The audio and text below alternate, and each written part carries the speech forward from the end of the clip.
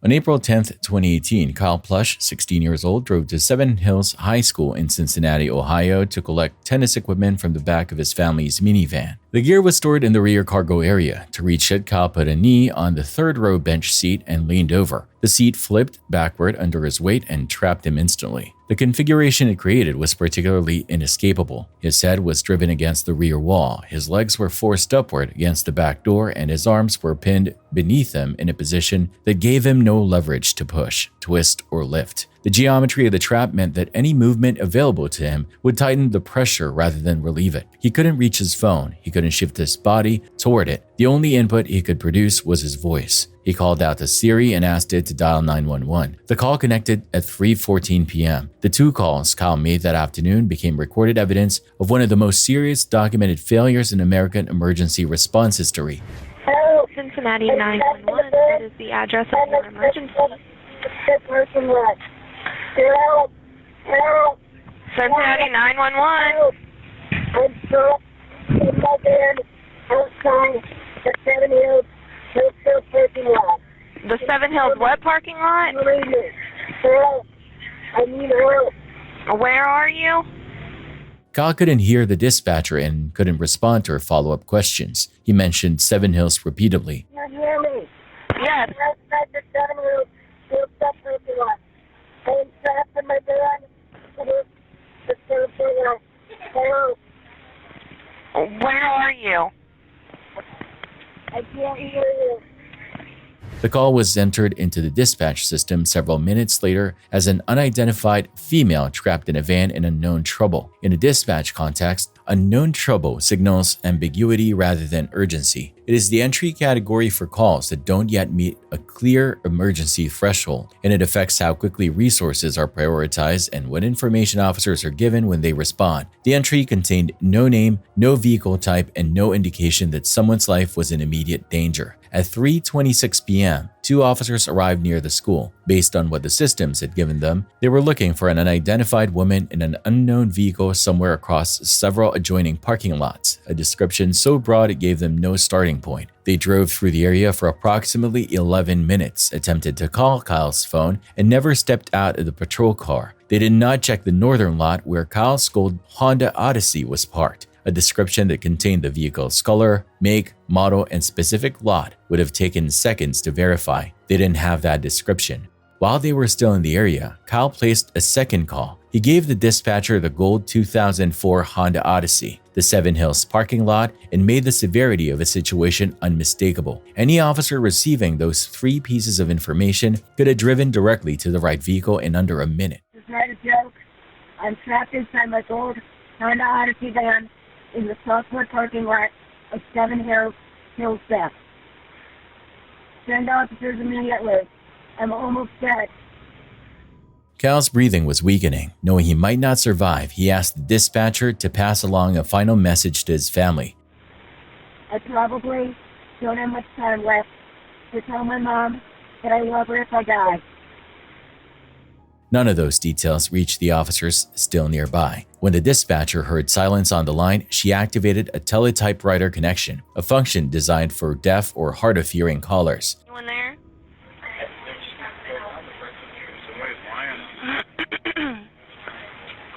I can't hear what you're saying.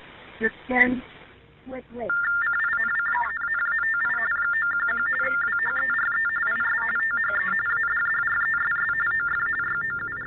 The teletypewriter drastically lowered the volume of Kyle's voice. The dispatcher did not switch back to normal audio, did not replay the recording, and did not create a new dispatch entry. Kyle had now provided the exact color, make, model, and location of the vehicle. The officers nearby were never told any of it. They closed the assignment and left. Nearly 6 hours later, Kyle's family used a location sharing app that showed he was still at Seven Hills. His father drove to the school and found the Honda Odyssey in the lot Kyle had described in the second call. Kyle had died.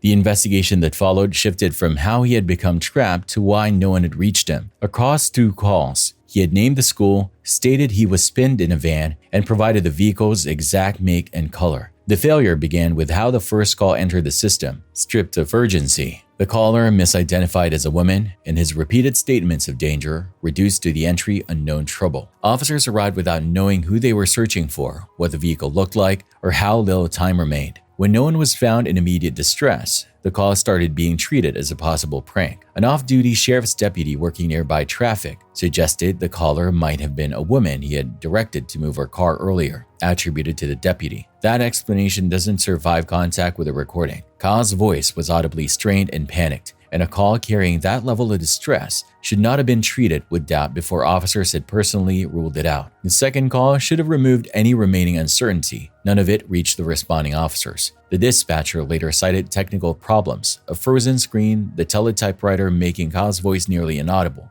The city's 911 system had a documented history of technical failures, but an internal review of the phone system for that specific call found no problems with it. The same review examined what procedure required when a dispatcher genuinely couldn't hear a caller. Ask the caller to tap the phone twice, press a key, or respond to yes and no questions. That protocol exists specifically to maintain communication when audio is degraded. It keeps the caller connected and gives dispatchers enough to work with to send help. None of it was attempted. The failure to follow that procedure wasn't a technicality. It was a specific point at which Kyle's location and vehicle description could have been recovered from the call and transmitted to officers still in the area. The department later reviewed the second call and described how it had been handled as unacceptable.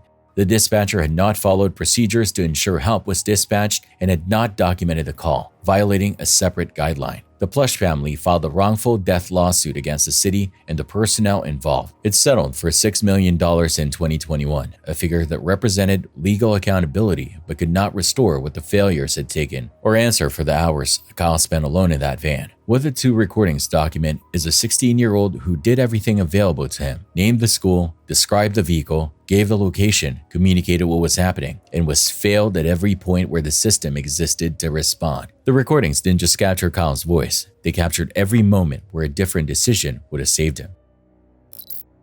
In Rock Island, Illinois, police were called to a home after receiving a tip that sounded almost too disturbing to take at face value. I have a question. Back in December, because I'm just now finding out about this, did y'all get anything that a little boy may have shot himself in the head? I mean, not that I recall. Okay, I'm asking this because it's a really concern for me. I'm not gonna lie, I don't know what to do. The situation is serious to me. I don't know how you guys would approach the situation. I don't want her to know that I made the call, but I'm very concerned.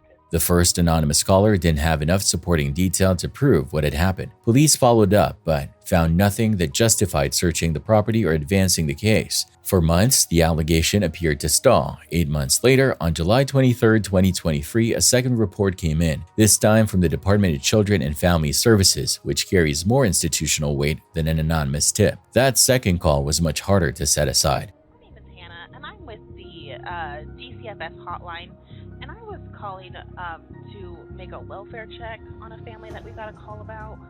And I think you guys have already had a call about this, but Where's got that? another one, and it was just odd to us. It's 1728 20 and a half Avenue, Okay. and we were told that the mom, Sushi, S-U-S-H-I, my caller is a friend of the mom, and the mom told the caller that one of her children, Zion Staples, had himself in December of 2022, and that the body is in the basement of the home. On July 25, 2023, officers arrived at the home of a woman named Sushi Staples. Even the responding officers weren't certain what to make of the information. It was incomplete and difficult to verify. When Sushi came to the door, she denied everything immediately. How can I help you? Hi. Are you Miss Staples? Yes, how can I help you? So we got kind of a weird phone call. Do you know Latricia? No, No. I don't know anybody out here. Some lady called DCFS. And What? and kind of made some claims that you had a child that actually themselves? Absolutely not. No, it sounds crazy to me too. That's what. I am so sorry about this. My ex-husband, his new girlfriend, this broad is off the chain. I have went down to Rock Island and filed a police report on her. Okay. I have went and put a restraining order on her. What's her name? Her name is Tony. This girl is never in it. She has so many different Facebook pages she stalks me from. She has made up different names, called me from different numbers. I have changed my number, tried to do everything I can. Right. Unfortunately, I can never seem to get them served because they're always bouncing around in the Chicago area. Oh, okay. They're not even down here. They're not even out here. And Okay. it's been a constant... Have we been here before? No, you've never come to my house for anything. I've been here for 7 years and never had a problem in Rock Island. She told officers she did not have a son named Zion. According to Sushi, the accusations were part of a sustained pattern of false reports, online harassment, and attempts to damage her reputation. That explanation wasn't immediately implausible. Investigators would later establish that prior reports had been made against Sushi that hadn't led anywhere, based on investigators' subsequent findings, which gave her denial some surface credibility in the moment. When officers asked to look in the basement, Sushi refused and told them they would need a warrant. Just so I can check the box off, can I look in your basement real quick and I'll get out No, of here? you need a search warrant to do that.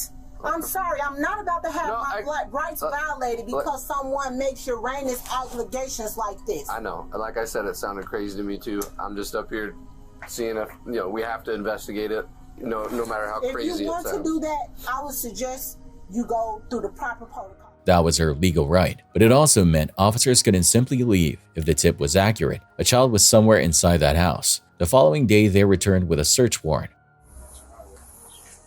She looked out the window. Hello? Yes. Sushi? Can you come out? What's going on? Well, just step on out. I'll explain everything. Wait a minute, my kids in here. Okay, I understand that, but we have a search warrant for the house. For your cooperation to be up front with us. Hold on. Step on out. No, step What out. part of the house do you all have a search warrant for? The whole house. The whole house. You need to step out. Step out. Okay, I'm gonna open Okay. Open the door. We'll all walk in casually. We're not going to tear up your house or anything, so... Calm down, my kids are in here. Okay. Please. How many? 4. And where at in the house? They're upstairs. I just made them go upstairs. I don't want to scare my kids. Can we just calm The down? officer's gonna walk in there with you. Then I got a copy of the warrant here for you, honey. Can I see the warrant, please? And I can call my lawyer. Getting secured here. Can I see the warrant before we walk any further? I'm calm. We have a valid search warrant, so... I understand, but you haven't let me see it, Chet, and you're walking through my house. It's right here. You don't run how... You're not... Okay, I'm trying to see. So, I need your phone, too. My phone. That's not my phone. Well, Hold on to that. So, Okay. which rooms are your kids in? obviously not. They're upstairs. I am very cooperative. I'm not fighting anybody. You're fine. You're fine. Look, I'm Tina? scared. My kids are Going here. upstairs and checking. My kids are here. I'm just trying to hold my kids. Are there any adults here, ma'am, are there any adults here? No. I need to know for safety. She's asking you. Huh? For safety reasons, I'm going up the kids are adults up there. No, it's 4 girls. Look, I'm shaking, okay? We get it. My kids are here. Sure. Can we just calm down? Yep, we just got to make sure that for our safety, because We can't let you walk you don't know me, I don't I'm know not you. wondering. I'm in So one we spot. want to make sure that the house is safe, and then we'll go from there, okay? I'm in one spot. This was no longer a welfare check at the front door. Officers were now moving through the home, searching the basement, checking rooms, and trying to establish whether Zion Staples was a real child, a fabricated identity, or something else entirely. Sushi was visibly stressed throughout.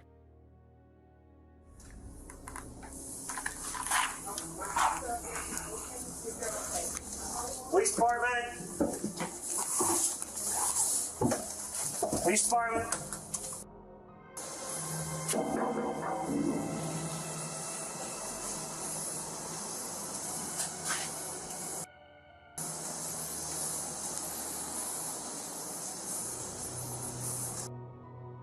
Sounds hollow. It's all sealed.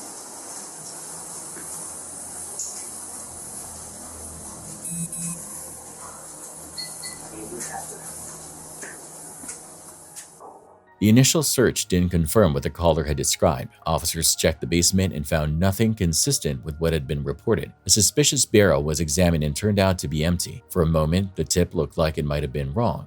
While the search continued, detectives sat down with Sushi and started asking direct questions. That was when her account began to break down. But who is this Zion that was interviewed by DCFS up in Chicago right in the presence of all your other children? There was no one Zion interviewed. Staples. No one was interviewed. Where did it say someone named Zion Staples was interviewed? Well, somewhere here, we've got to clear this up with this Zion Staples. Yes, and benefits, listen to it, benefits being put in his name that you're receiving from. I haven't received any benefits. And then also involved in this. I haven't received any benefits. That's what I'm telling you. Well, someone has stolen my identity. I have proof of that. If you go in my phone, you'll be able to see the messages between me and the FBI agent in Milwaukee.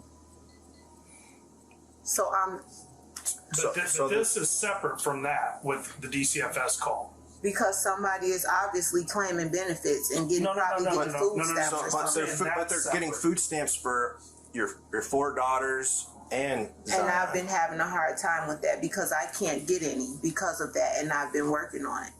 Sushi kept denying. She said her identity had been stolen. She claimed others had fraudulently used her information. She suggested someone must have created documents or added Zion's name to records without her knowledge. But every explanation generated more questions. If Zion didn't exist, why did government records list him with her family? If this was identity theft, why did DCFS records connect him to her household? If this was a setup, why did the caller's specific details align with what investigators were finding? As detectives pressed further, Sushi became more emotional and more defensive. Detectives also noted a consistent behavioral pattern in the interrogation. Every time they redirected the conversation specifically back to Zion, his name, his records, his whereabouts, Sushi pivoted to a different grievance. Her ex-husband, the woman she accused of stalking, the fear of losing her other children. The deflection was systematic enough that investigators began reading it not as distress, but as avoidance. Each pivot arriving precisely when Zion's name came back into focus. Detectives weren't asking about the stalking allegations or the custody situation. They were asking about Zion.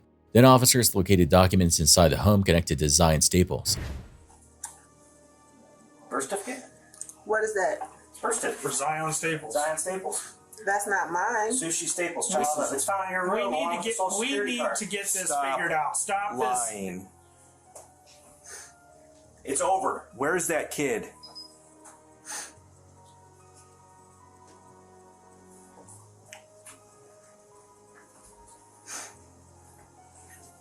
You need to come clean because we're not going anywhere. This is just, you're just going to dig yourself a bigger grave now. I asked you if there's anything with Zion's name in this house. You said no. So let's start all over, okay? Who is Zion? Because we're starting with something that we're being told really terrible, and then we're talking about down here with maybe fraud. We don't know. But somewhere along here, we need to get the full thing here and understand what this is. What is the part of this that this really is? Because you know what they told you last night, and that's something horrible. But then there's horrible. And then we're talking about, are you getting benefits from a child that doesn't exist but have all this stuff for? We need to know the truth here. It's done. It's over. We're in the middle of this now. We have evidence to show this now. So let's start over. Who is Zion? Is he your son?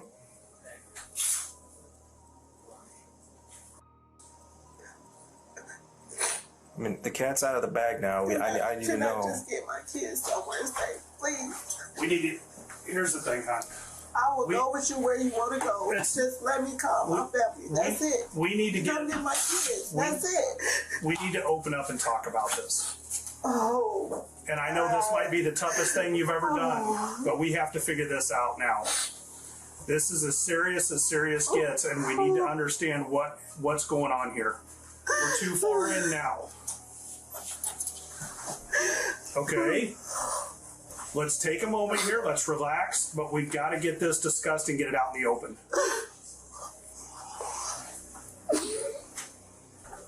I can see, this is eating you up inside, okay? Oh my God. Either Zion was a real child who needed to be located, or Sushi needed to explain why his name and records were tied to her address. Her story changed again. I had a person that makes documents. And it was just really hard. Like,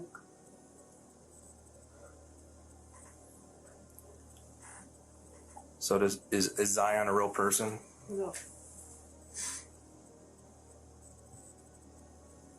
She claimed Zion was part of a fraud scheme, that she had paid someone to create documents so an extra dependent could be used for benefits or taxes. She said the documents were fake and Zion was just a name on paperwork.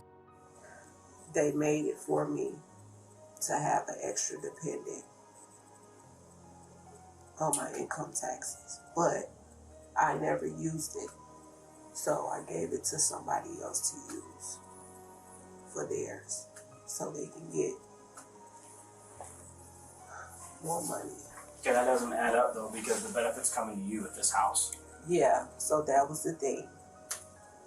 I get the benefits and they filed the taxes. That's the split. That's the split. Investigators still didn't accept it. Her reaction didn't look like someone caught in a benefit scheme. It looked like someone concealing something considerably more serious.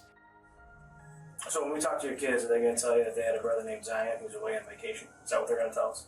Staying with grandpa? What? So we're going to talk to your kids. We are. There's no way around that. Okay?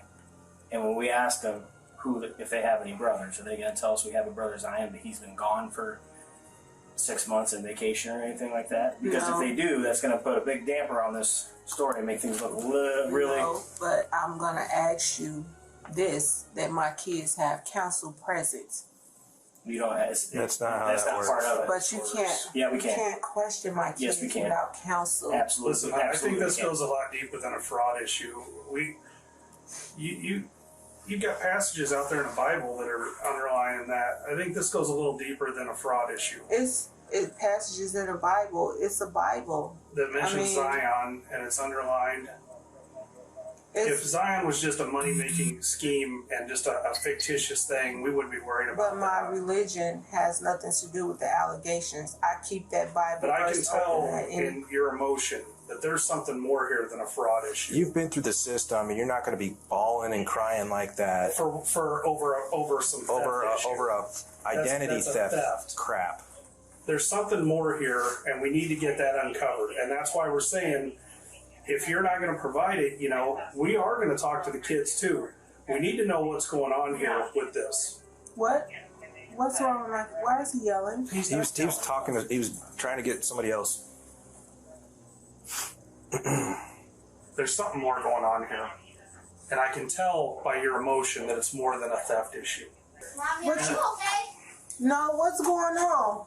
She's trying to take us. Hang on. What? No. Wait. Why are you trying to take my kids out of here? Because we're going to talk to them. But you can't take... No. Can I call my lawyer? Do not talk to them without an attorney. Do you understand me? Don't touch me. I'm not touching you. Serenity, none of you. Do not speak without an attorney. Do you hear me? Do you understand me, Serenity? Look at me. None of you are to talk to them or answer any questions without an attorney, okay? You understand? Don't answer any questions at all. You understand? You understand? Do not. Instruct Sophia and Olivia to do the same. And A-Marie, do not talk without an attorney. Because now you all are railroading us. Railroading anybody. We're trying to figure out what is going on. You're trying to figure out what happened. Yeah. And I just told you. And you're taking my kids out of my home, something you said you was not going to do. They're going to a house to be interviewed. He told you we were going to... We're not taking them anywhere. We're taking them to go get interviewed. Can I call a lawyer, please? Do you want a lawyer? Call my family. Now I'm feeling like I'm boxed in. I can't even use my phone to call anyone. We're seizing your phone. If you want a phone number or something out of there, we can get that for you.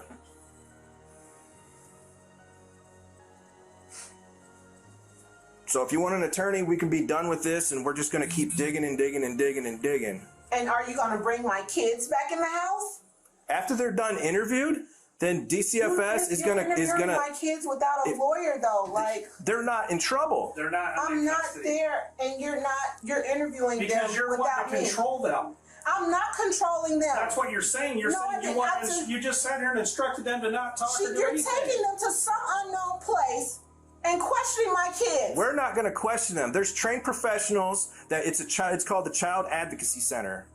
Okay, and a police officer. Taking them to a center. You just basically it's a house like a couple miles away from here. You came and searched my house. Well, we're not done searching it. Yeah, with a warrant. You're interrogating me. Exactly. And you are telling me I can't call family and I can't call a lawyer. I can't call a lawyer and let them know you are here. I can't call a lawyer to come here to my house while I'm being questioned by you. If you want an attorney right now, we'll just be done. We'll be done. All right. But the investigation continues. Okay. Okay. Go and turn around for me. Oh, no. I'm going to jail? What am I going to jail for? What have I done? You just admitted to fraud. So now you're going to railroad me on fraud? Railroad you what? We're trying to figure out where your kid is. You're saying that he doesn't exist. My kid. So now you're trying to railroad me. Railroad you what? You did this to yourself. Your officer just said he didn't. I didn't get any benefits though. I didn't file any IRS returns. You're in possession of false documentation, and you already said that you signed up and have them for financial aid. But I didn't. That's what I told you. Someone stole my identity. You said you did it, but then they claim I bought the documents. I told you I bought the documents. I told you I bought the documents, but they were never used for me. They were never used for me. I never used them. You don't have any proof that I used anything.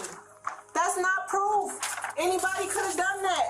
Anybody? You said yes. You said you did it. My identity was stolen. I'm working with the FBI about it. Keep lying. That's the truth. That's the truth. I'm working with the FBI. At the same time, another interview was underway. The caller, later identified as Sushi's hairdresser, was speaking with investigators and providing a substantially more detailed account of what she had been told. Tell me why I'm here. You're here because one of my clients, her son was found in her garage or a garbage pail, and I called because she had told me about it, but not specifically saying that it was her. She said that it was her friend. And that was on December 23rd? It might have been, it was on one of her appointments. We talked about this on a couple different occasions, but the only way that I know is the specific date is because of I take pictures after I do someone's hair. Mm-hmm. The very first time she brought this up, so it was she got her on December 23rd. Mm-hmm. She got her hair cut. Did she say anything that day? Yeah, it had to have been that day. Okay. It had to have been that day because that's fine. We don't talk on the phone, but it's only appointments. She had came in and I think she had, stressed how she was up the night before. Mm-hmm. And I'm like, what's going on? And she's like, girl, my friend, I can't even, she didn't say her friend name. She's like, my friend, she going through it real bad. I'm like, what's going on? And she's like, she was going to the store. She said her friend from Chicago. She went to the store, and when she got home, when she walked in the house, her fucking kids had shot her son. She said in the head. They had her son in the head.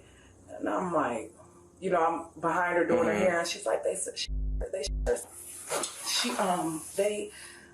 kids in the head with the gun while she was gone to the store, and when she walked in the house, the baby was on the floor, obviously deceased, and she said that the friend had tried to do CPR on him, and he was obviously dead. I'm like, what? And she's like, yeah, it's a mess, girl. She don't know what to do. She don't know what to do. She's a nurse. She just got her nursing. What did she say? She just got her nursing. She didn't want nobody to take her. She don't know what to do because she don't want nobody to take her kids. Nobody's gonna take care of her kids like she take care of her kids. And that I'm like, well, what you mean she don't know what she gonna do? What happened? Did she call the police or what's going on? And she's like, nah, she ain't. I said, when it happened? And she's like, last night, girl, last night. She not gonna call him. She trying to figure out what she gonna do. And I'm like, what? And she's like, yeah, she trying to figure out what she gonna do, yada yada. The hairdresser said the story had been too specific to dismiss. She came again December 26th, and we had to have had that conversation again. But at that appointment, she was going to visit her husband. If it wasn't that appointment, it might have been the January 5th appointment. It was one of those appointments. She was going to visit her husband in prison, whoever he is. I don't know who he is. Because she said she wanted to talk with her husband about taking her friend's kids because her friend still hadn't called the police. Her friend was keeping the baby in his bed, is what she said, that the friend was keeping the baby in his bed. She wanted him to be peaceful. He was wrapped up in this, like in covers or blankets in his room.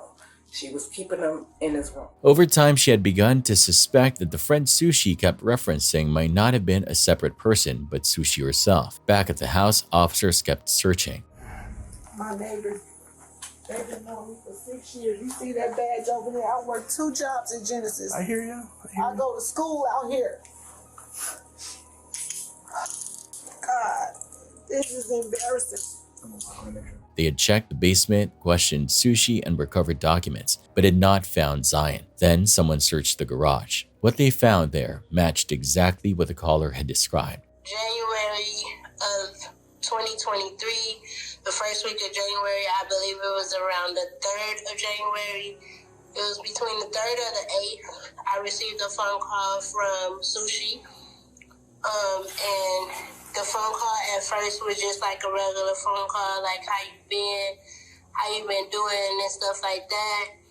And then I heard her like crying a little bit. And I asked her, I said, what's wrong? And she just stated to me that Christmas will never be the same again. She then stated to me, I said, why, what happened? And she was like hesitant to bring it out and tell me. She then told me that her son she was gone from the house, and she told me that her son had shot himself. And who do you know her son as? Zion. Okay.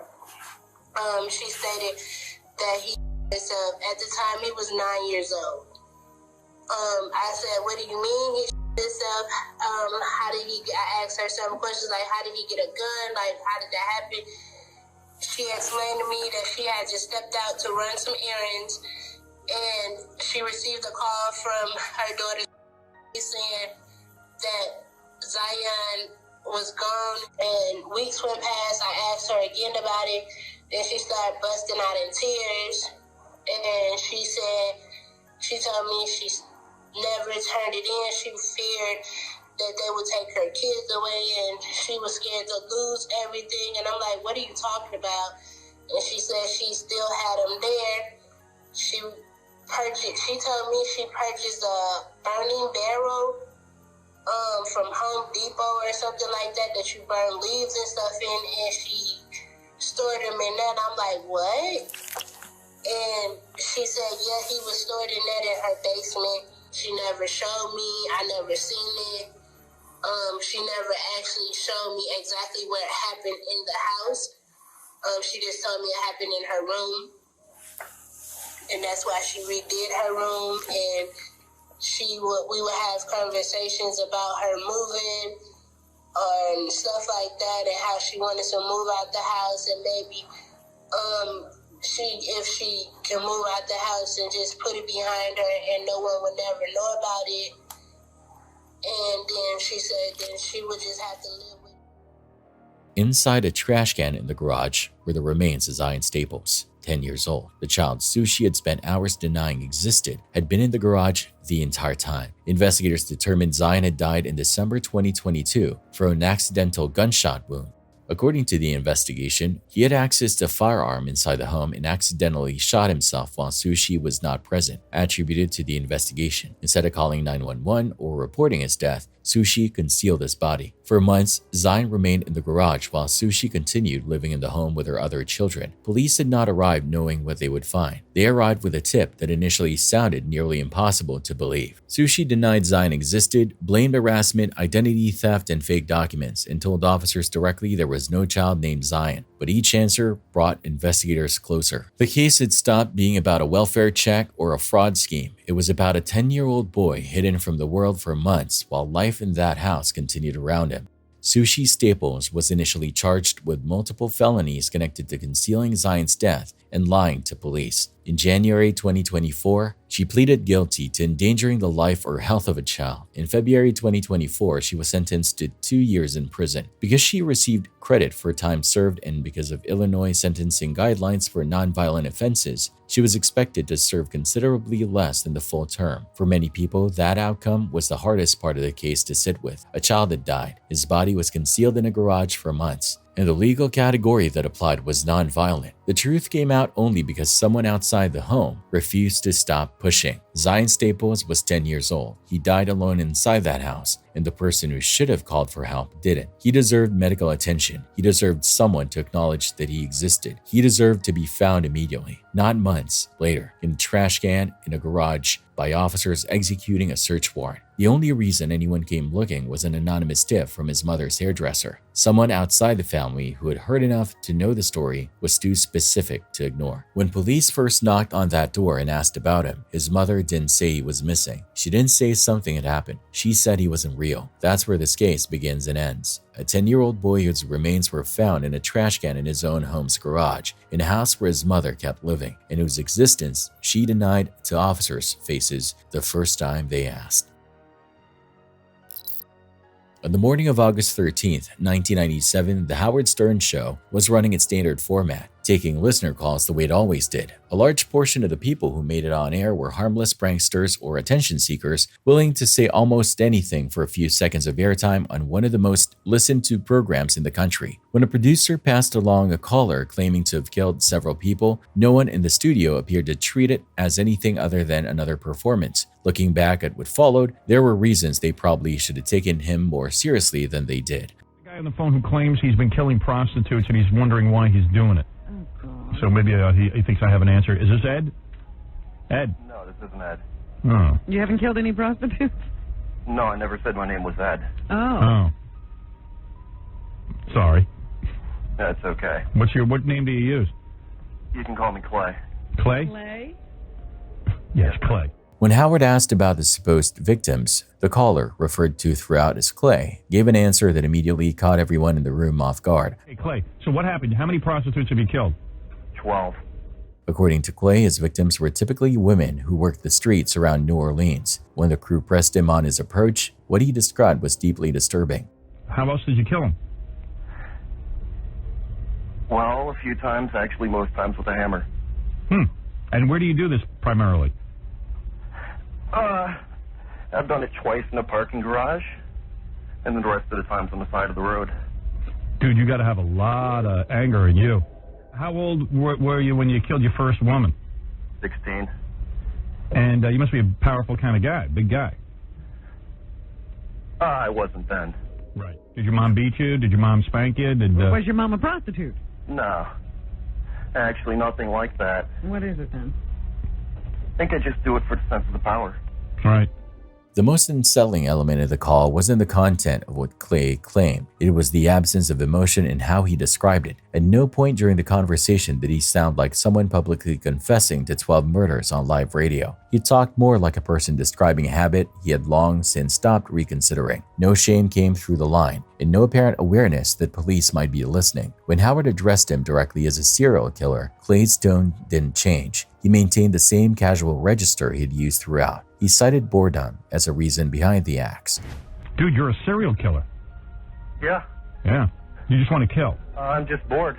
The full call ran approximately 17 minutes. Clay hung up and was never heard from again. The question listeners have been asking for nearly 30 years is whether any of it was real. The simplest answer is no. By 1997, The Howard Stern Show had established its reputation on taboo content, outrageous guests, and fabricated calls. A mock murder confession was not outside the expected range of the program, and listening closely, there are specific moments where Clay's story became noticeably less coherent. When Howard pushed him on why the killings had stopped, the answer shifted. He initially blamed a broken down car, but a mechanical problem that sidelines the vehicle gets repaired, and he offered no explanation for why fixing it didn't resume what he claimed was an ongoing pattern. He then acknowledged the car story only covered 1 month of what was nearly a year-long gap, meaning the primary explanation he offered didn't actually account for most of the break he was describing. He closed the gap vaguely by attributing the rest to self-control, without explaining what changed or why that control appeared when it did and not before.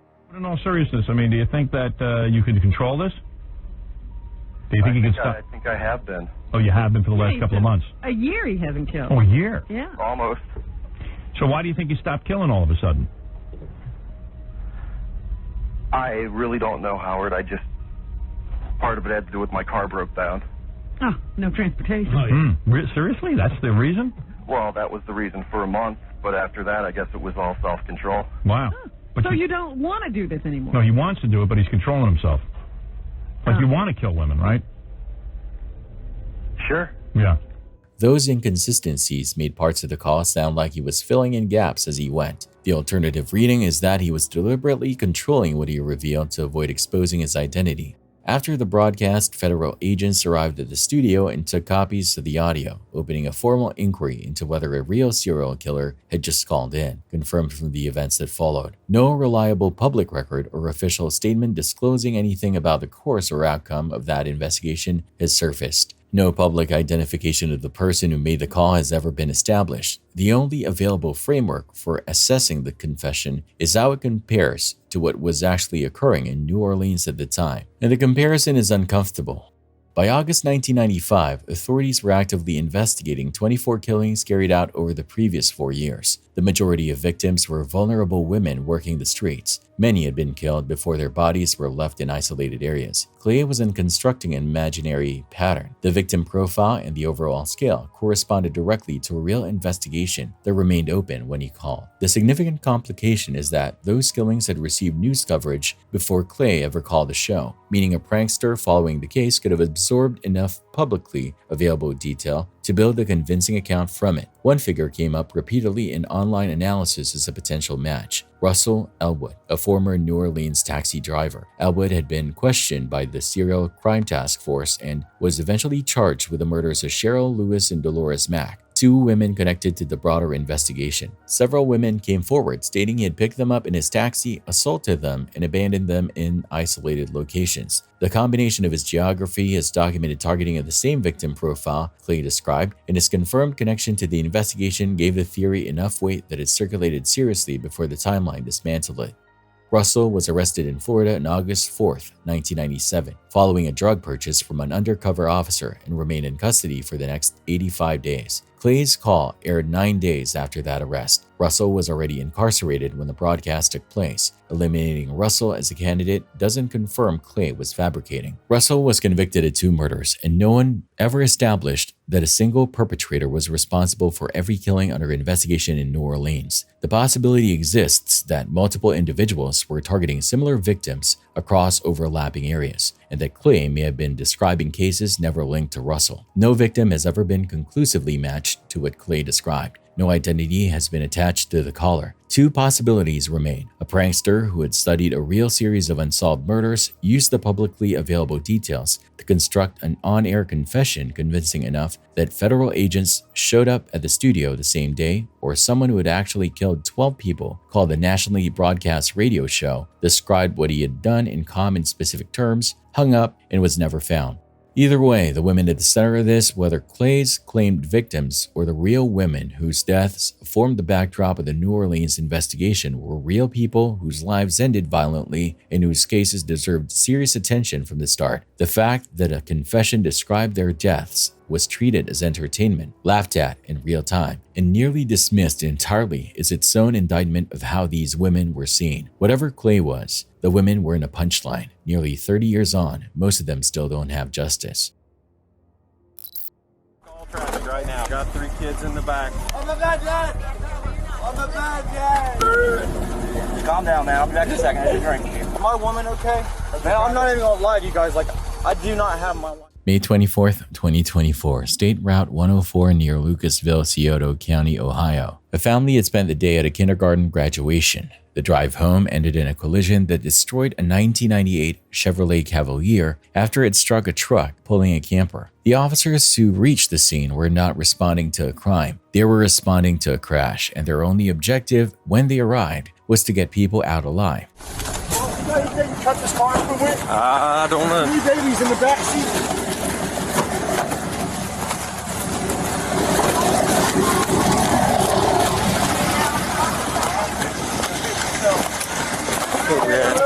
I don't think I've got other units responding. Baby, I need you to stay away. Get somebody come over here and help her. We have. Please, some of this more pain. I'm going to raise your hand. I've never dealt with this in my life. You think she's going to be okay?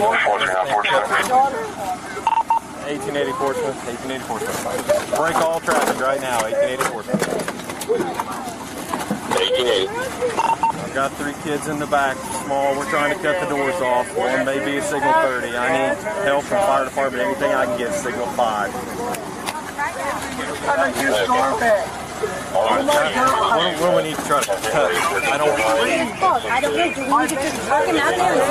I would start cutting everything. I mean, we can just try to drag him Then out I would there. drag him out. Okay, you want me to cut the seatbelt out? Let me cut. Can we cut whatever we can cut out? Okay, well then we need to just pull him out. Hey, let me cut. Is that completely off? The rear of the Cavalier absorbed the worst of the impact. 3 young children were trapped inside it. Gage A. Smith, 22, had been driving. His girlfriend, Courtney Copus, was in the passenger seat. The 3 children were in the back. Officers called for fire crews, medical personnel, cutting equipment, and additional units within seconds of arriving. Hydraulic cutting tools, the kind designed to peel back compressed car bodies when frames have collapsed and doors won't open, were brought in because the rear section where the children were seated had taken the direct force of the collision. Getting to the children required cutting, pulling, and dismantling sections of the vehicle piece by piece. Okay? Please, okay? Please, okay? Can you please get my babies out? We're working on it. I really appreciate it. Everything you're doing. Okay? My babies are my world. That's all they're all. I got the seatbelt cut. I just don't know how to get. Leave that seat for there might be a seat. Right there. Try to get him out, please. Smith was conscious when he got out. He was panicked and kept asking about the children and about Courtney, repeated questions, one after another. The officers working around him had no answers to give. Their attention was on the car and on the people still inside it. That squad don't help.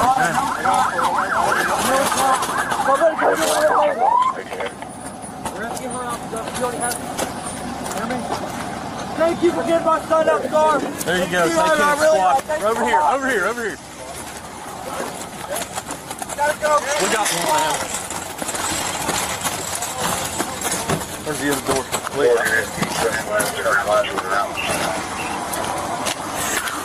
There's more in the back.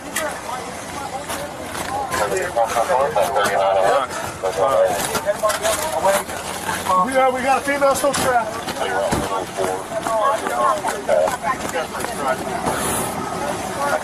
We don't care what happened, man. Let's just put the babies out. There's another. Here, there's another belt. He's got a belt on. There's three of them, guys. I have 3 babies in here.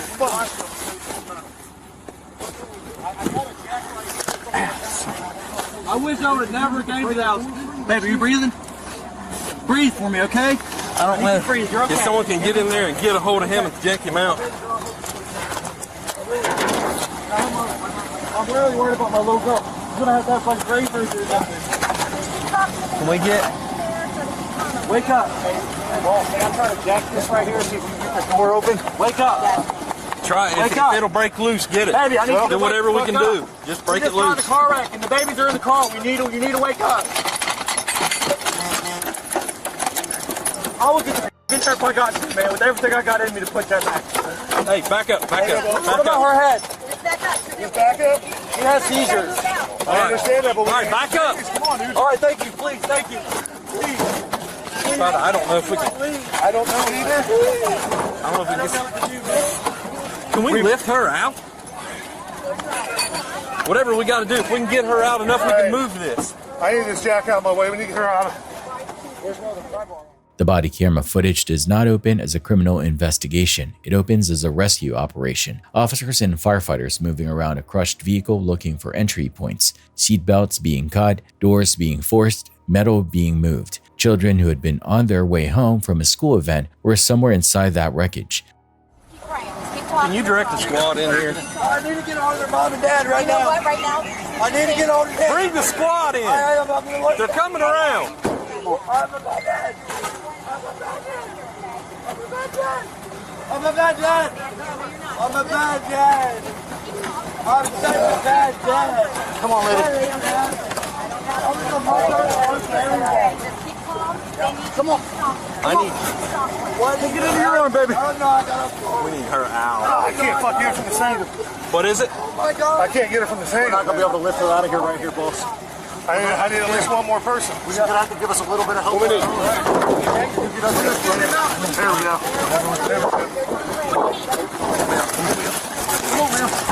Come on. All right. Got her, boss? Yep. All right. Got her. At the bottom of her. Got her. Yep. Feet. Yep. I got her. Yep. Just open the door. Let us get her in there. Here, grab the coffin. Hold on. One. Pull. Just pull. I don't care. We're better off just to get him out than leave him in there. Yeah.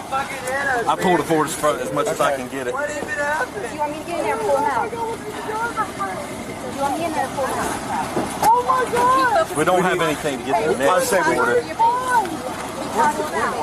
What the happened?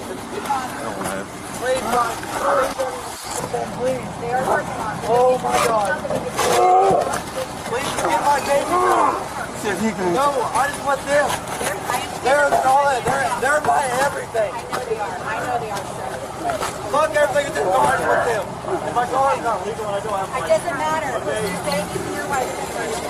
I just want them to know right now. Responders working the scene did not yet have the full picture. How fast Smith had been going was unknown. What state the vehicle was in before impact was unknown. What was in his system was unknown. What they knew was that 3 children were trapped and time was the only variable they could still affect.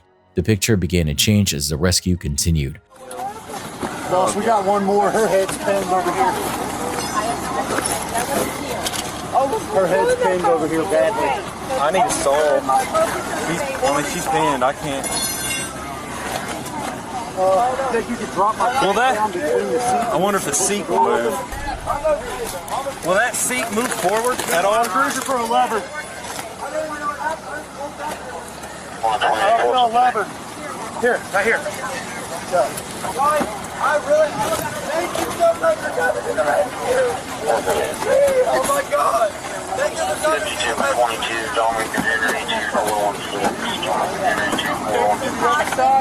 I can't get it.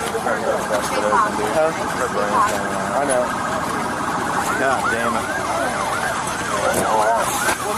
Well, Jam this in between the back of that seat.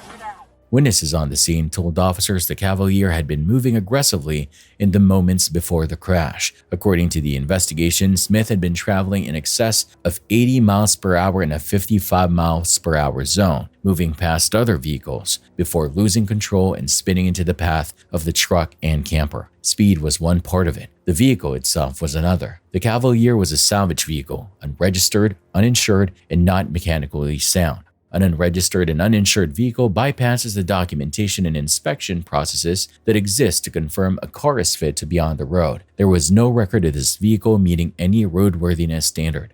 One of the brake lines had been disconnected, not degraded or partially functional, disconnected entirely, meaning standard hydraulic braking was unavailable. Smith had been relying on the parking brake to slow the car, which is not a functional substitute at highway speeds. He was also driving without a valid license. What it looked like a catastrophic accident was revealing itself as something built from a series of prior decisions, each one compounding the next. Give him back. Yep, you're good. I got you. You're good. Thank you. You take that, guys. I had Madison. I had Amy. Will that whole seat just lift up? I don't know. Her legs are pinned so bad we can't get her out.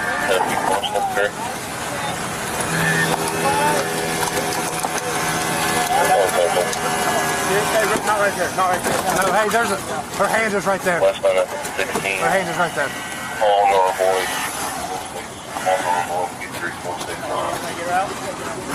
Her leg is pinned. I don't know if there's a way to cut that seat right. Put that thing in here. Did anything enough to grab her arm. What's her hand, Bob? Her arm. Where's her arm? The sweet tip. I'm working on it.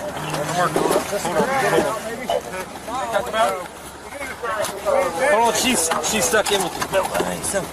Is she still on one? I need this back. Hey, keep moving those jaws over the line. Can we get that back door back? Those jaws they still need to keep going. There's a pinpoint on it. I get that back seat out. That's the third one. Where we gotta go.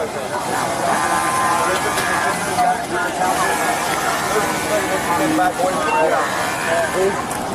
Take that, get him out of here. Now go. Hold that. Seatbelt right here. Right? No, there's a seatbelt right here on the way. Here. There. Got it. Right. You got your holder? Anybody got any medic coming? Hey, next driver of the car. He's a driver? Driver of the car. Correct. We had to pull him away. So is my woman okay? I don't know. Right here, we just rolled up here. Man, I'm not even gonna lie to you guys. Like, I do not have my license. I'm gonna be 100% truthful with you. Like, my babies are. That's everything I got, man. Hear me? Yeah. They're everything I got. Can you please try to help do something? We got you. Tell you what, man. I really just got this car. You know what I mean? Yeah.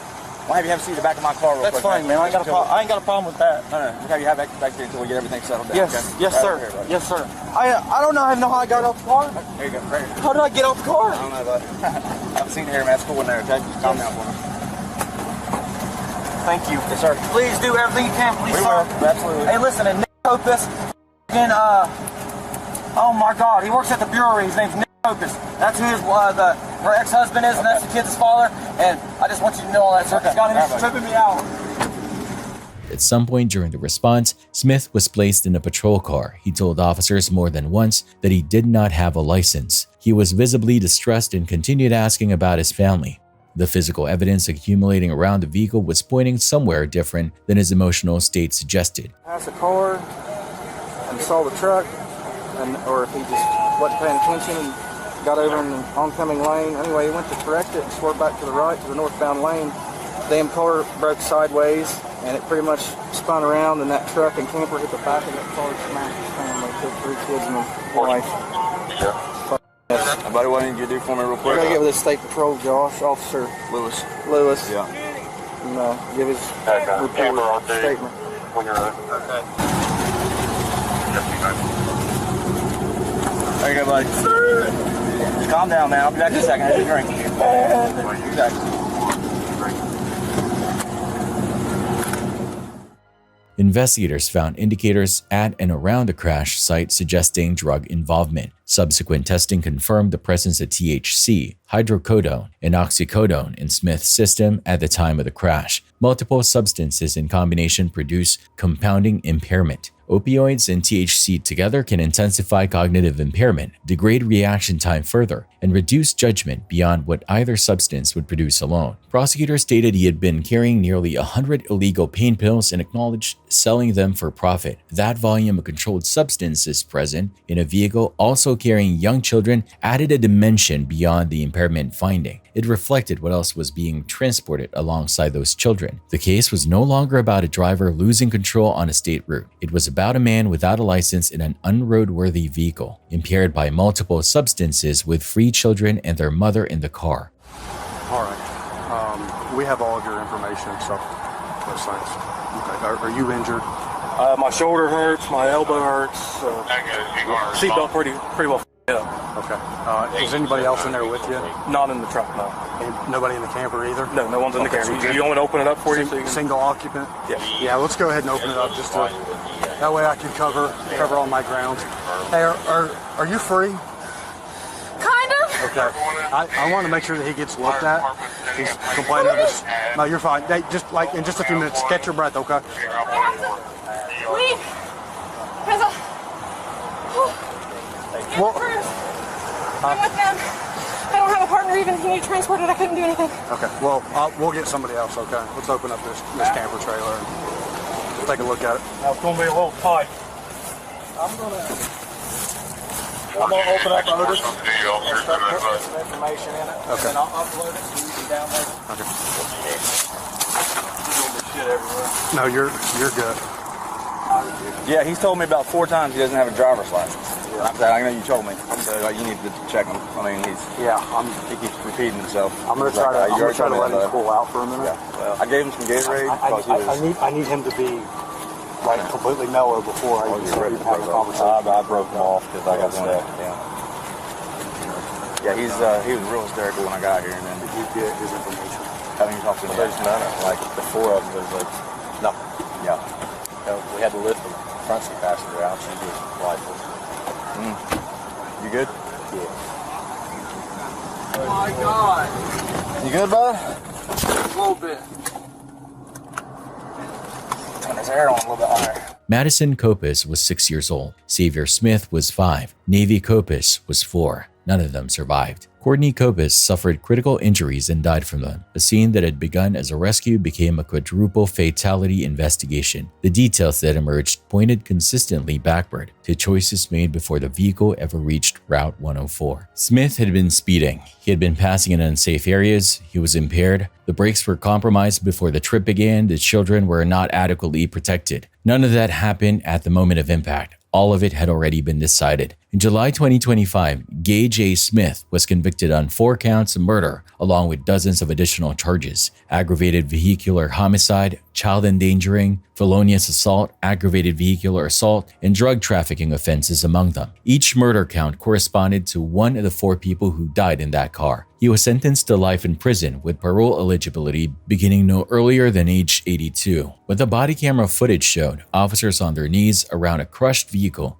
working with cutting tools, trying to reach children while Smith stood nearby asking questions they couldn't answer, documented the distance between what responders were there to do and what had already been set in motion before they arrived. The family had left for a kindergarten graduation that morning. The officers who responded came with tools and training aimed at saving lives.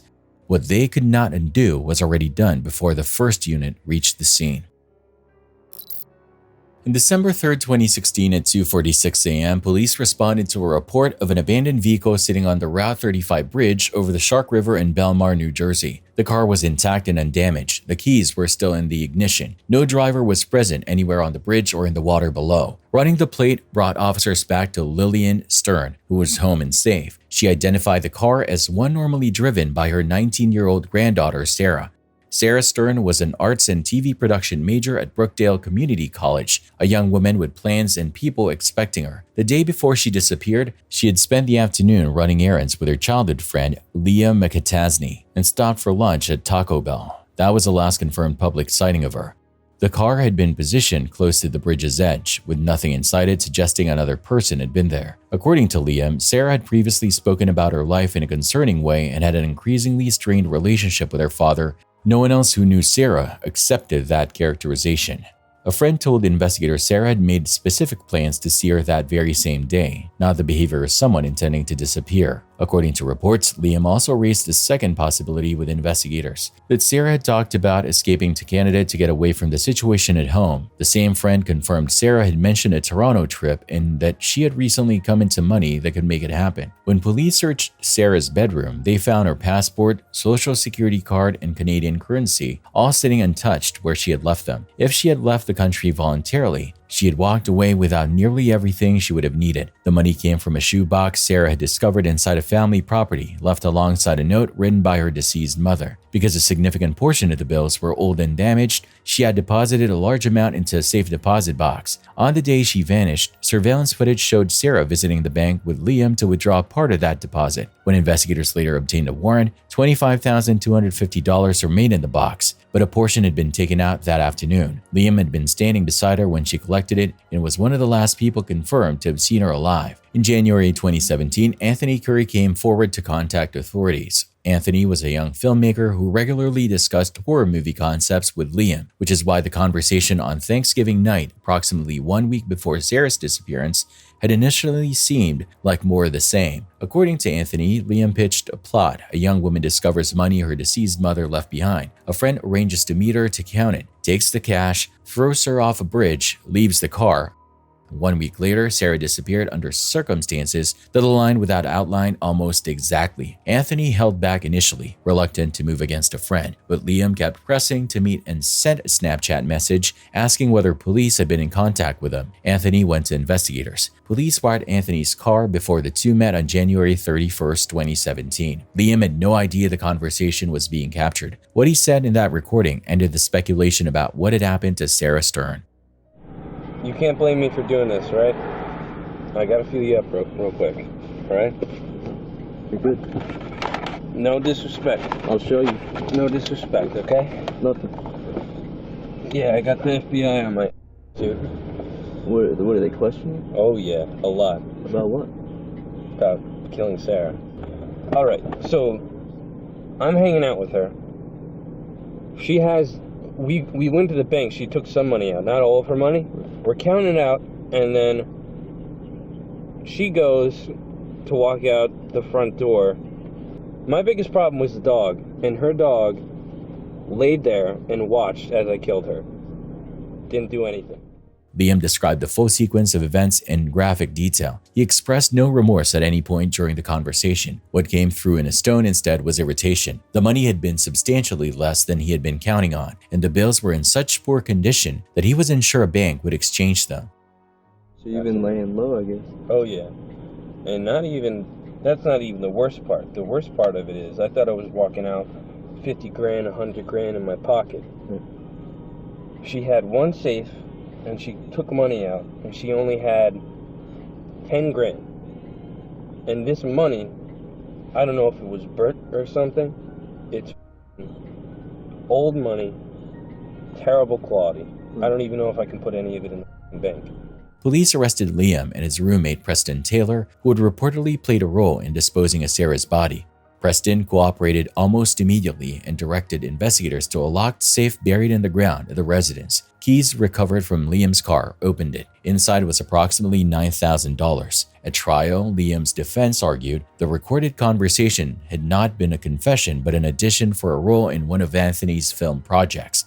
The jury did not accept the argument. On February 26, 2019, Liam was convicted on all 7 counts, including first-degree murder, robbery, felony murder, and desecrating human remains. He was sentenced in June to life in prison without the possibility of parole. Sarah Stern's body has never been found. What makes this case so disturbing is the deliberate nature of it. Liam didn't snap in a moment of rage. He sat with a friend, described his plan in detail, and then carried it out. Sarah trusted him. They had grown up together. She was 19 years old, had just inherited something meaningful from her mother, and was skilled for it by someone she had known most of her life. She deserved better than that. The safe deposit box she opened on the last day of her life, and the recording made 5 weeks later in which Liam described exactly what he had done, are what this case comes down to. Sarah is still out there somewhere.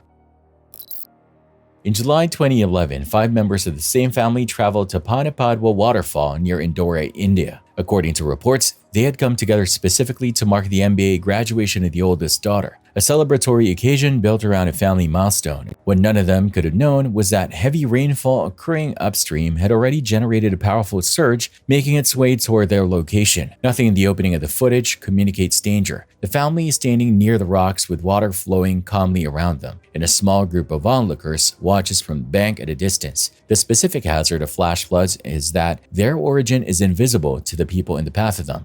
The water that produces the fatality downstream is already moving before anyone standing where the family was standing has any reason to look worried or consider moving.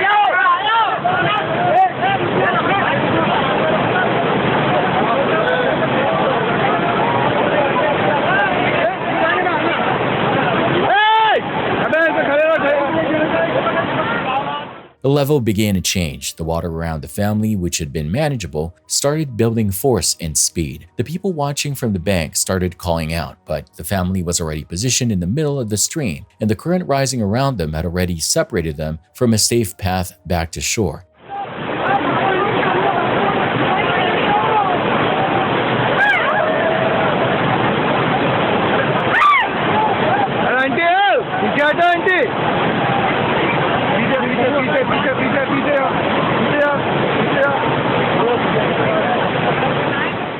The 5 of them tried to hold their ground together, grabbing hold of each other, bracing collectively against the increasing force of the current. For a brief window, there was still a possibility that coordinated movement might get them somewhere safer, but the flood was building at a rate that outpaced what coordination could accomplish. Everyone watching from the bank understood what was happening and had no way to reach the family without entering the same water. Any attempt to wade in would have pulled them into the same situation. Shouting and gesturing was all that was available as the water continued to rise around the family.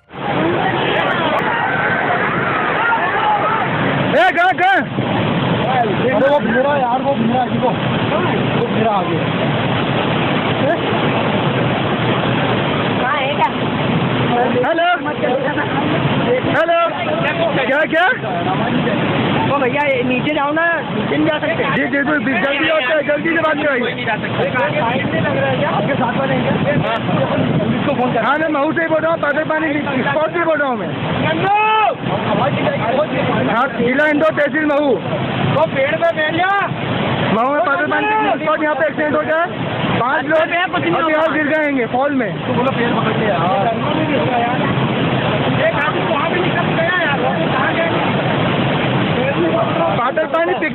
In seconds, a gathering reached them. And that takes us to one of the most tragic stories ever covered on this channel. Keep watching. On the evening of June 29, 2017, Tara Bolas switched on a hidden microphone just before joining a benefit walk for a missing student. Before stepping into the crowd, she spoke quietly into the recorder, noting the date, the time, and the fact that the man walking beside her had brought alcohol and was already drinking. It's 6:46 on Thursday, June 29th. We're at the benefit for the walk, and Brent has a thing of alcohol, and he is drinking while he's here. So I'm thinking I'm just going to turn this on right now so that it's on while we walk. This is kind of ridiculous. The wire Tara was wearing that night would go on to become the central piece of evidence in one of the most disturbing criminal cases Illinois had produced in years. She was cooperating secretly with the FBI in the search for the missing student. The man beside her was Brent Christensen, the prime suspect in the disappearance of the woman whose benefit they were attending. Tara had already recorded multiple conversations with him, and none had produced what investigators needed. That evening, Brent said nothing that connected him directly to the case as they moved through the crowd. But as the drinking continued, his focus began shifting toward the people gathered around them. So weird. I don't even know how to process it. It's just, all those people there tonight, I want them safe. It's just... What he started saying next indicated investigators might be dealing with something considerably worse than a single disappearance. They tell me about it. You have no idea what happened. Nobody know what happened. Nobody will know what happened. And nobody will know what happened. No, not even you. Like, I'm the only one who was happy. You're the only one. You're the only one that knows where she's at. Yingying Zhang, 26, was a visiting scholar from China who had arrived at the University of Illinois just 2 months earlier to conduct research on agricultural crop production. On June 9th, she was making her way to an off-campus apartment complex to sign a new lease agreement. After missing her connecting bus, surveillance cameras captured her walking several blocks to another stop and waiting for the next one. Shortly after 2 p.m. that afternoon, a black Saturn Astra passed her position, circled around the block, and returned to where she was standing. The driver pulled up beside Yingying and spoke with her through the open passenger window for approximately 1 minute. She entered the vehicle. That was the last confirmed sighting of Yingying Zhang alive. Investigators who reviewed the surveillance footage were unable to read the car's license plate from the available imagery, so they began systematically checking every black Saturn Astra registered within the surrounding area. One of those vehicles belonged to Brent Christensen, 27, who had recently completed a master's degree at the university and had previously worked there as a teaching assistant. A more detailed review of the surveillance footage revealed that the vehicle in the recording shared specific characteristics with Brent's car, a matching sunroof configuration and a damaged hubcap, attributed to the agent's analysis. When investigators first spoke with him, Brent stated he had been at home that afternoon, either asleep or playing video games. You originally told the agents that came to your apartment that you just played video games all day long. You didn't leave the apartment. Yeah. But it's fair to say that we know that that's not true, correct? Why would I lie? When they confronted him with footage showing his vehicle in the vicinity of the campus, his account began to break down. He eventually acknowledged that he had picked up an Asian woman near the university, but according to what he told investigators, he had only driven a short distance before taking a wrong turn, which he claimed caused her to panic and demand to be let out of the car. I was just driving around. I saw a girl and she was very distressed. Okay. So I stopped my car and looked at her. I asked her if she needed help and talked to her for a little bit. How much? I gave her a short and like $100. She freaked out and got out. Investigators did not accept that version. Location data from Yingying Zhang's phone contradicted the route and timeline he had described. And I think I've demonstrated enough, I've shared enough with you that you know that I know that you didn't drop her off in that neighborhood. You know that we can follow her phone. With no physical evidence establishing what had happened after she entered the vehicle, Brent was permitted to leave without being charged. The FBI placed him under continuous surveillance immediately afterward and made contact with Tara, who was in a polyamorous relationship with Brent at the time. She agreed to carry a recording device. Over the days that followed, she conducted 9 separate recorded conversations with him. None of the recordings gave investigators material they could act on directly. Then came the benefit walk, an event held in Yingying's honor, attended by her family, friends, and hundreds of people who had gathered in the hope that she might still be found. Standing in the middle of all of it, Brent disclosed his reason for attending.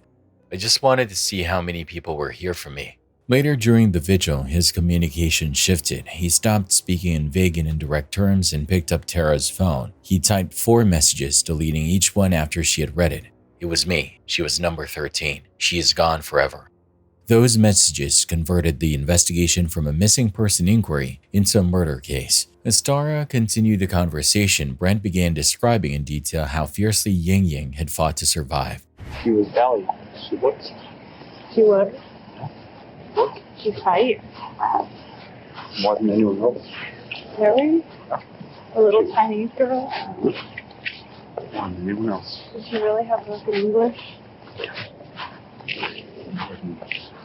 Did she say anything to you? Yeah. She fought more than anyone else I've ever met. He went further into graphic detail from there. He claimed he had been killing since the age of 19, that Ying Ying represented his 13th victim, and that the 12 who came before her had left investigators almost nothing to find. He stated that he intended to continue.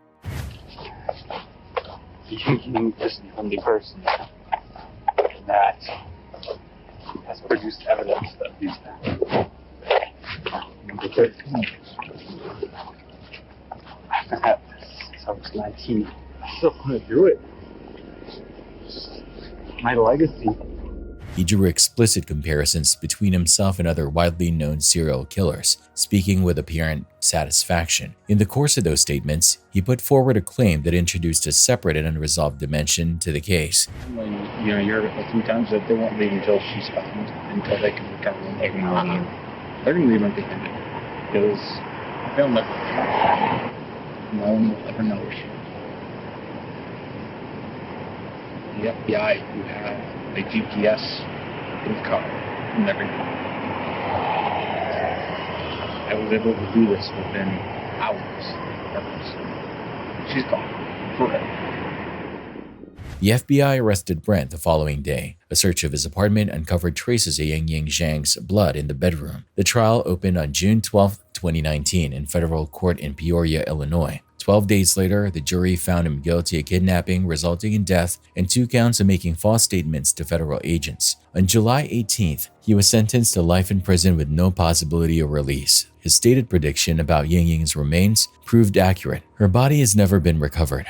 If his claim about 12 prior victims was truthful, he may have concealed them with equal effectiveness. No evidence connecting him to another killing has been found by investigators. The defense argued he had been drinking that evening and had exaggerated the entire account to seem impressive to Tara, attributed to the defense. Tara testified that while Brent had consumed alcohol, he showed no signs of being drunk, that he came across as proud and energized while recounting the murder, that he never reached out to her afterward to retract or qualify anything he had said. Those who analyzed the recordings noted that his delivery never took on the register as someone exaggerating for effect. He stayed even and composed throughout, as though recounting something he had done before on prior occasions. Ying Ying Zhang's case establishes that he was capable of exactly that. Without a damaged hubcap connecting his vehicle to the surveillance footage, and without Tara's willingness to carry a recording device through 9 conversations, the investigation would have had nothing beyond footage of a woman stepping into a car on a June afternoon. Those 2 details are the reason the case was built.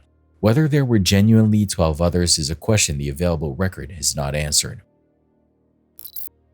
In Stockton, California, a woman contacted police after hearing screams from a residence on Lestaway. The call sounded like a domestic disturbance, the kind officers handle regularly. The responding officer had no indication of what was waiting on the other side of that door. That officer was Jim Yin, 30 years old, a father of 3 who had been with the Stockton Police Department since 2015. At 10:07 a.m., he arrived at the address and walked toward the front door expecting a standard contact. The moment it opened, the situation turned violent without any warning. Please.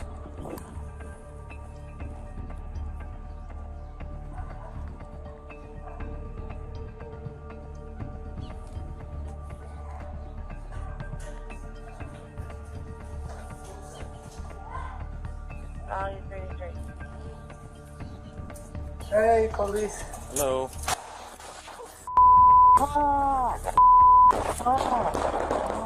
His partner, Officer Pancho Fryer, was caught off guard as gunfire erupted from inside the home. Jimmy went down immediately. Fryer was left in those first seconds trying to process where the shots had originated, whether the shooter was still armed, and whether his partner was still alive.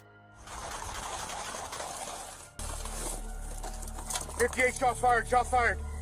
Partner's down.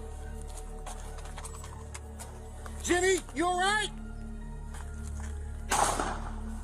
58 shots fired, my partner is down. Code 3 now. Jimmy? Jimmy, stay with me! The confrontation didn't end there. The suspect reappeared, this time with his 80-year-old son positioned in front of him, using the child as a shield while moving toward Officer Fryer. Jimmy was already down nearby. Fryer was now facing a situation where any decision he made could cost another life. Do it! Let the kid go! Don't do it! I want you to let the kid go, man. I don't want to kill you. I don't want to kill you.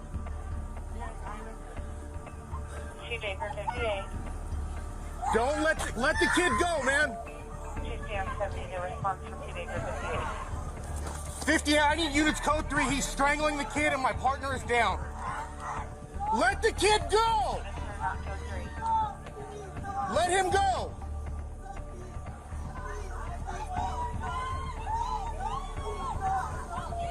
Let him go! Let go of the kid! Then, from the side, a neighbor charged in. He tackled the suspect and pulled the child away from him. An ordinary person with no obligation to be there, no weapon and no backup, who ran toward the situation and ended the standoff.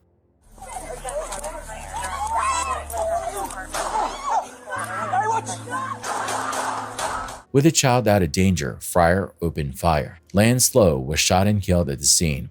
Jimmy Yin was transported to hospital and later pronounced dead. He left behind a wife, his children, and a department that lost one of its own on a call that started with a neighbor hearing screaming. The 8-year-old boy, in the span of a few minutes, watched his father kill a police officer, was held up as a human shield, and then watched his father die. That child carries all of this forward, and the body cam footage means those specific moments exist on record permanently, available to be revisited in a way no child should have to reckon with. Jimmy was a 30-year-old father of 3 who showed up to a door because someone needed help. That was the entirety of what he was there to do. He didn't make it home. The woman who heard screaming and called for help did the right thing. The officer who answered that call did his job. The neighbor who ran in did something most people never would, and none of it was enough to bring Jimmy in back to his family. And things only get more disturbing from here.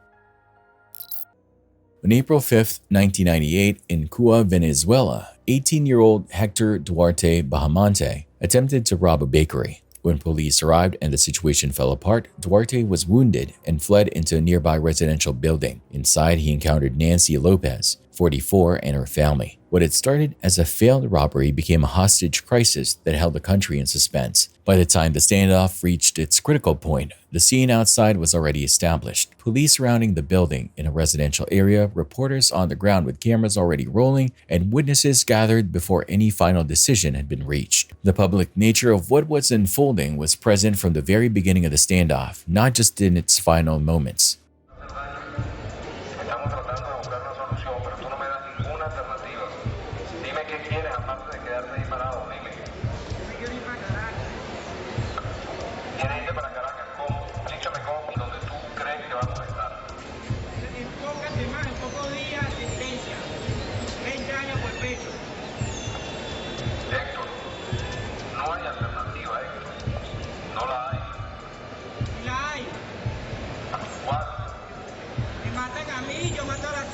According to reports, Duarte had already shot other hostages before bringing Nancy outside. Officers were no longer managing someone who might be talked into surrendering. They were dealing with a wounded, unstable suspect who had already demonstrated willingness to harm people and who was declining every off-ramp that negotiators offered. Duarte demanded a route out and said he wanted to go to Caracas.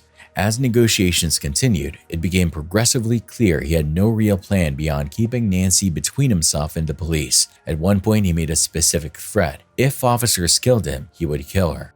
That statement left almost no margin. The gun remained at her head, and any movement from police, from Duarte, or from Nancy herself could have produced a fatality on live television. The marksman positioning that had already been arranged wasn't a last-minute response. It represented the contingency being actively prepared while negotiators kept Duarte talking, a tactical acknowledgement that a peaceful outcome was not the only scenario that needed to be planned for. As the standoff extended and surrender became increasingly unlikely, officers reached a point where they had to accept that the only path to saving Nancy might require a shot with almost no room for error. Their objective was to get Nancy out alive. A police sniper fired a single round.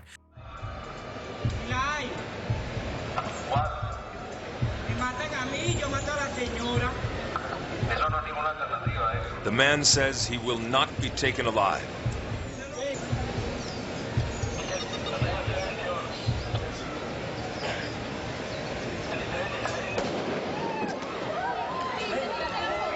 Chaos ensues as the police descend on the scene.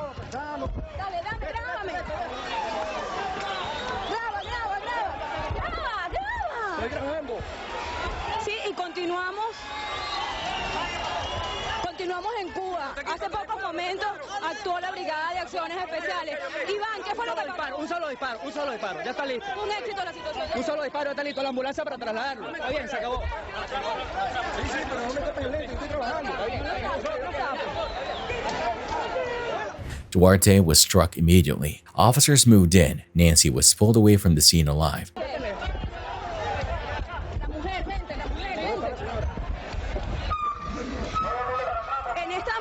Proceden a llevar a la señora que estaba como rehén. Afortunadamente está bien, ella quedó ilesa. Y también proceden en estos momentos a llevarse al hombre, a Héctor, quien mantuvo secuestrado a esta mujer. El tiro fue en la cabeza. Vamos a conversar con el comisario Pablo Guzmán, jefe.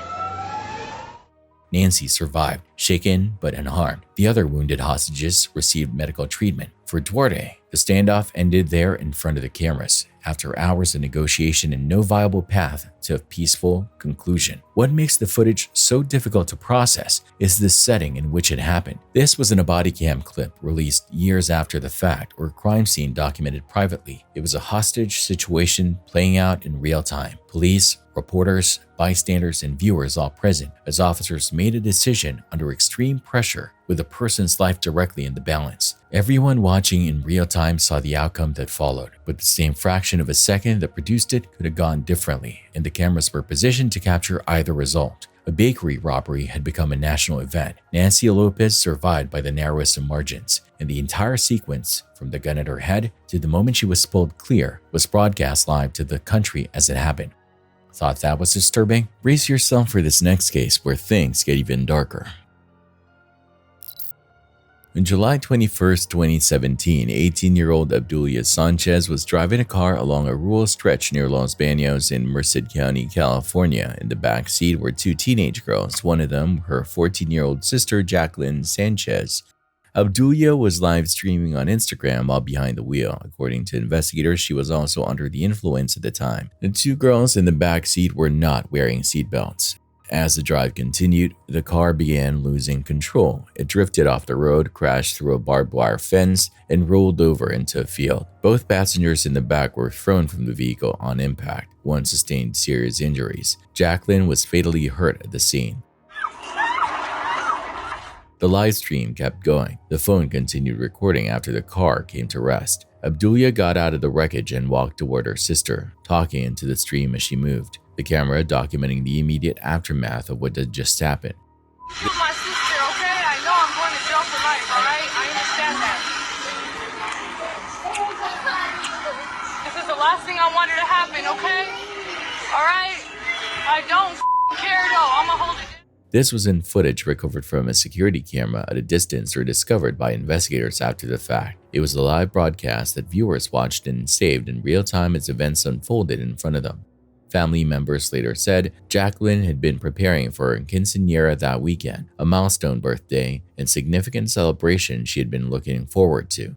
It never happened. The video that spread across the internet became the image most people associated with her name. Abdulia Sanchez was subsequently arrested and sentenced for gross vehicular manslaughter, DUI, and child endangerment. The legal outcome came after the footage had already reached the world. No, I look like a monster.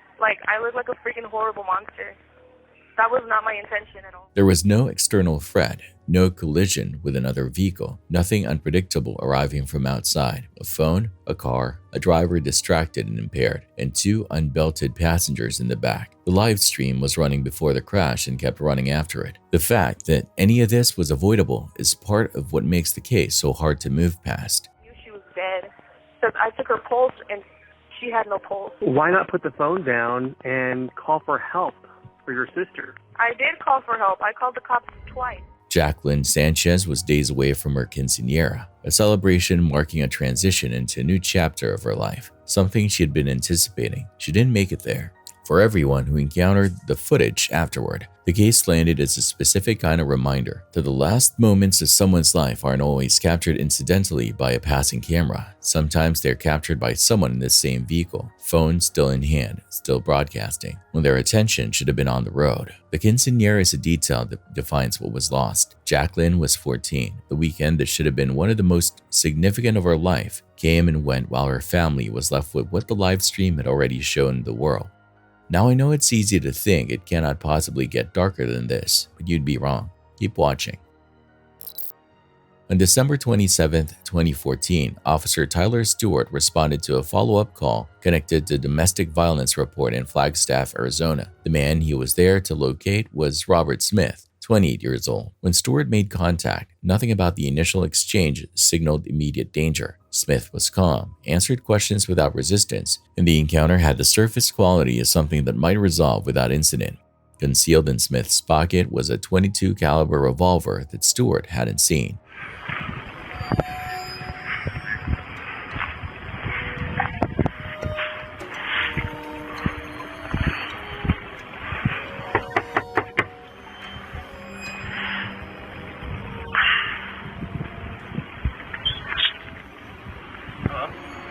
Over here. What's that? Hi. We talk outside? We just talked on the phone. Too. We did. How you doing? Good. You talk outside?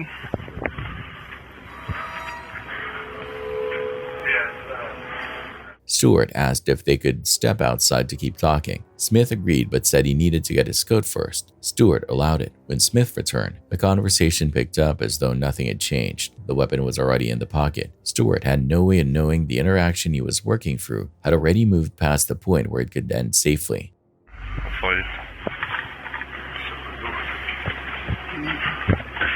Alright. Don't have any weapons in your pockets or anything like that? Okay.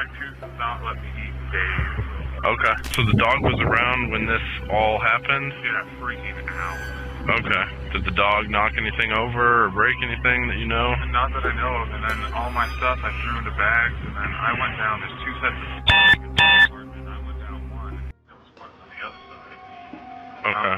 For her. And then in the meantime, I mean, I could hear Bessie, the dog named Bessie, barking like crazy, you know? Okay. Because she's not supposed to bark because the apartment complex is like a quiet complex, you know? Yeah. And, yeah.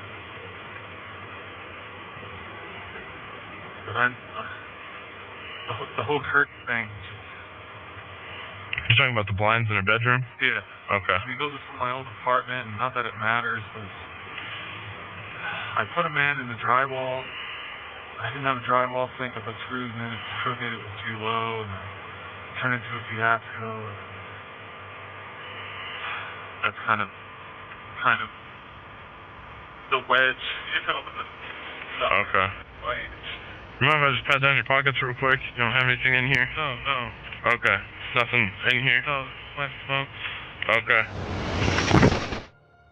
Smith kept talking. The argument, the apartment, the dog, the blinds. Ordinary details that gave the exchange the texture of a routine follow-up. Stewart listened and gave him space to speak. When he noticed Smith's pockets and asked to do a quick pat-down, Smith said there was nothing there and described the object as just his cigarettes. As Stewart reached toward the pocket, Smith drew the revolver and fired. Stewart was hit multiple times. Smith then took Stewart's service weapon and used it against him. After killing Officer Stewart, Smith turned the gun on himself. Tyler Stewart was 24 years old and had been with the Flagstaff Police Department for less than a year. He was there conducting a domestic violence follow-up, the kind of call that gets handled routinely without incident. He gave Smith space, listened carefully, and worked the encounter the way it was supposed to be worked. Nothing about the conversation read as a final encounter until it became one. Tyler Stewart was 24, less than a year into the job, doing exactly what he was supposed to do. He deserved to go home. The only reason he didn't is that the man he was calmly trying to help had already decided otherwise.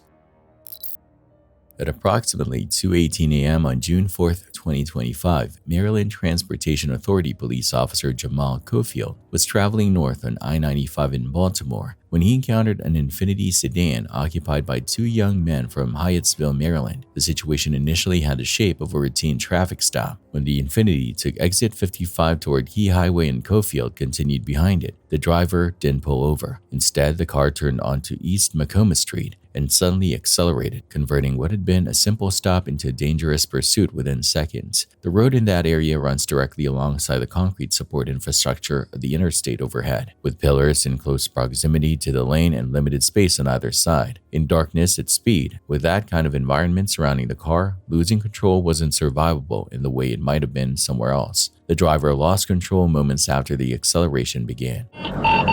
This is our vehicle flattened, it just crashed.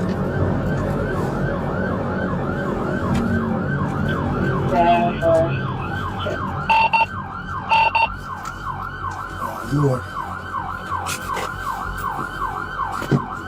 C45, 16, where are you? Gonna be there's a tunnel. And there's a tunnel. More. You're coming 95 southbound. It's gonna be exit 55 going straight, not taking that right.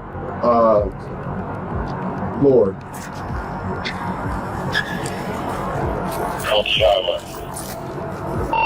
Tough one.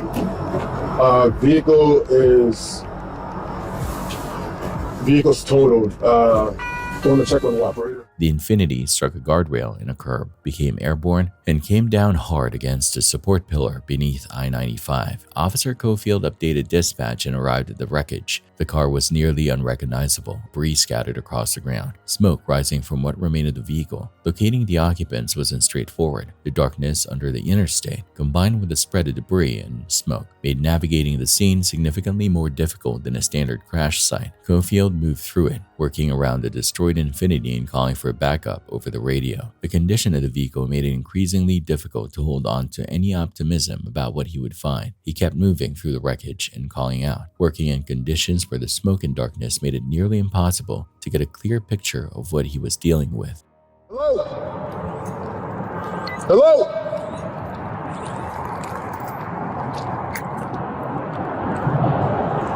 Hello? C45 dispatch. Entering 401 right now. Being around some.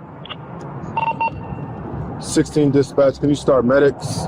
It's going to be 2 individuals ejected from vehicle. Sir! Sir! Sir! Sir! Sir! Sir! C46 starts VRT so we get shut down the roadway. Sir! Just right, let's do it.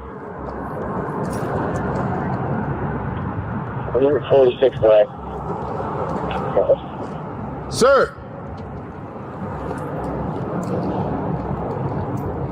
Both occupants were eventually located. Neither showed clear signs of life. As additional officers arrived, the focus moved from securing the scene to attempting anything that might still help. One of the victims was pulled from the wreckage and officers started CPR while waiting for medics to arrive. The quiet that followed was a sharp contrast to the pursuit. No engine sound, no movement, no way to go back and change what had happened on East Macomb Street. Officers were working under the same stretch of highway the Infiniti had come off of, trying to bring someone back. Roll him over? Yeah, start sleeping. Do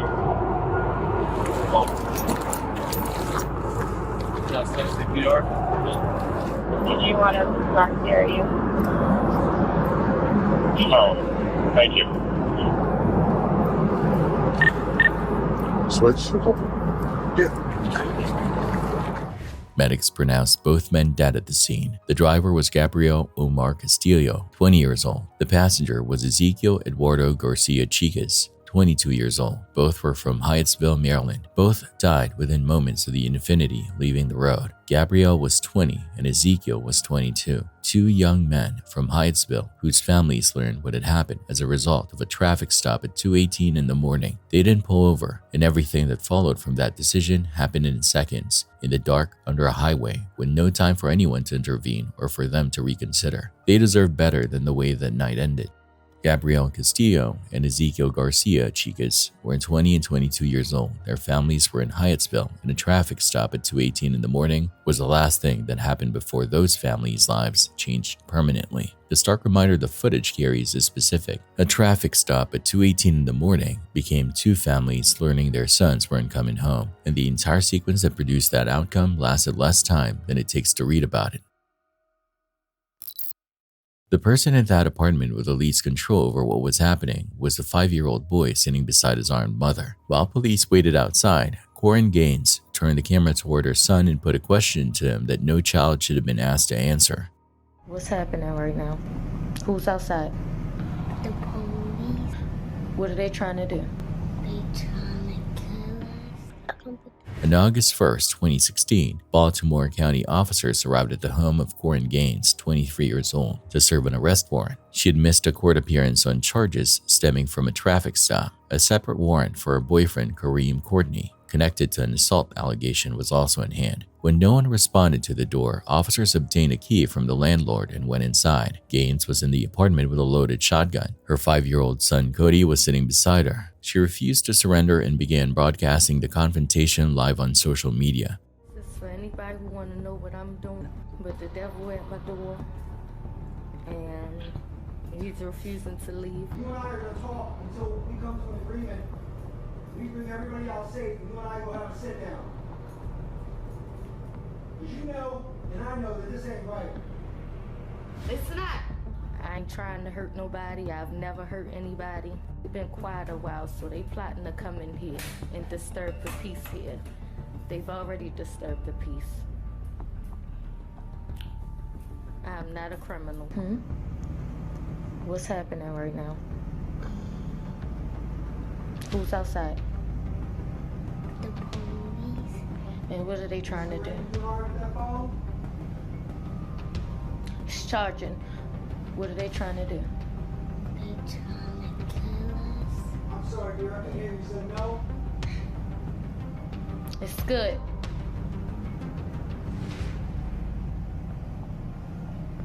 Do you want to go out there?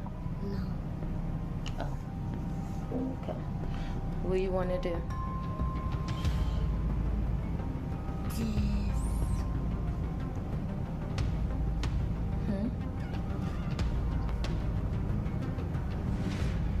There's no wrong answer. What do you want to do?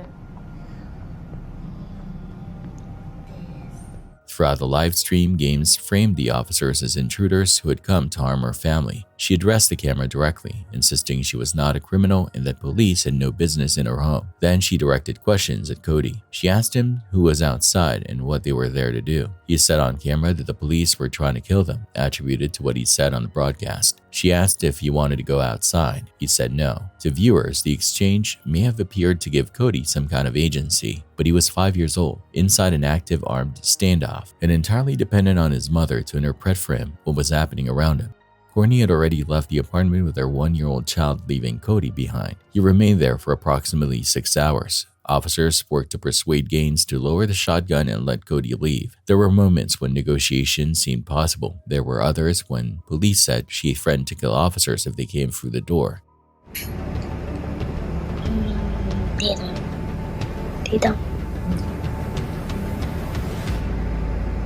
The standoff concluded when Corporal Royce Ruby stated he observed Gaines beginning to raise the shotgun toward officers. He fired through the kitchen wall. Gaines discharged the shotgun. Officers returned fire multiple times. Gaines was killed. Cody was struck by gunfire and survived. Prosecutors examined the circumstances and concluded Ruby had acted in self-defense, declining to file criminal charges. A civil jury later awarded Gaines's family more than $38 million, the majority designated for Cody, but the verdict went through years of appeals and was largely overturned. A separate $3 million settlement between Gaines's estate in Baltimore County was subsequently reached, while additional litigation involving Cody continued.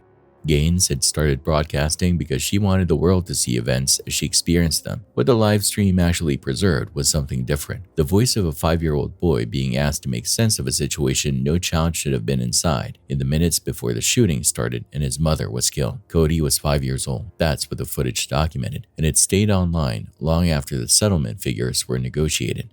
That poor kid.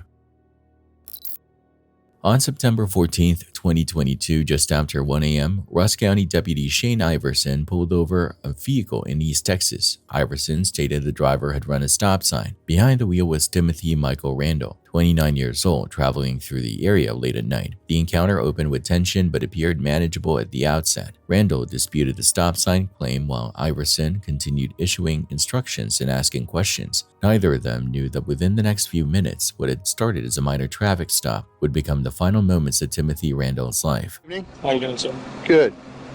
I'm Sergeant Iverson of the Rusk County Sheriff's Office. Yes, sir. The reason I pulled you over is you blew that stop sign back there. No, I didn't. I came to a complete stop with that stop sign. All right. I mean, I did. I came to a stop. No, you didn't. So. What do you mean? I mean, what do you mean? You step out of the vehicle for me.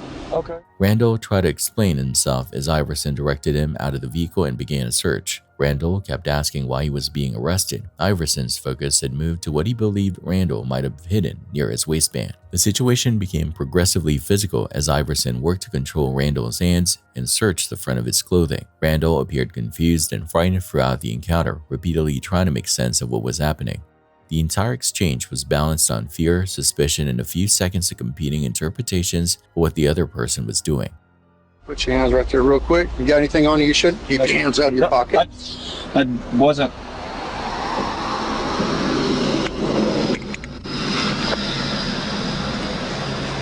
Behind your back. I don't have anything on me, officer. Hand behind your back. Officer, I don't have anything on me. Behind your back. Officer, why are you? What? Can you just tell me, officer? Please, can you tell me what I'm under arrest for? Please, please. Oh, please. Get out.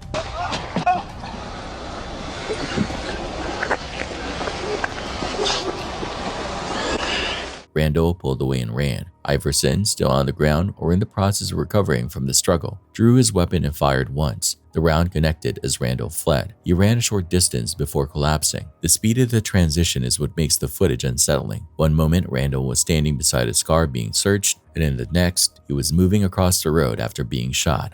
Iverson radioed immediately for backup and medical assistance.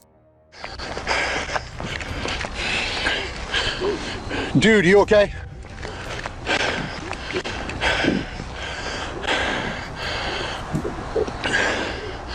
.517 County. Hey, I need an ambulance. Call everybody. I've got a shooting.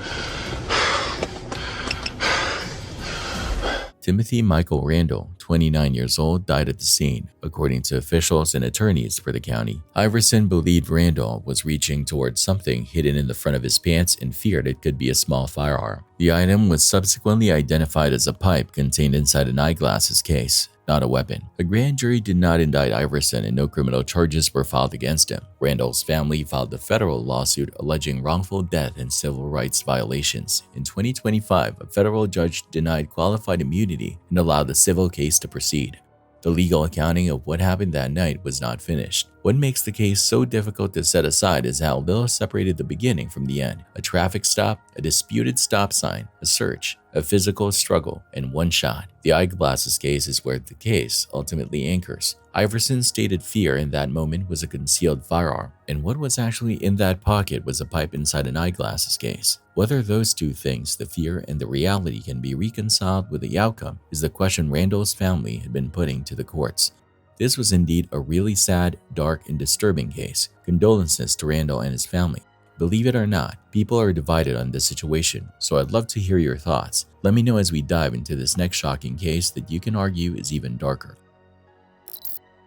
On May 11, 2023, a woman in the small community of Bourget, Ontario, contacted dispatcher about the house next door. She reported loud music, screaming, and what she believed may have been a gunshot. She was concerned her neighbor had harmed himself inside. The man inside was Alain Belfuil, 39, a drywall contractor with no obvious indicators that a deadly confrontation was imminent.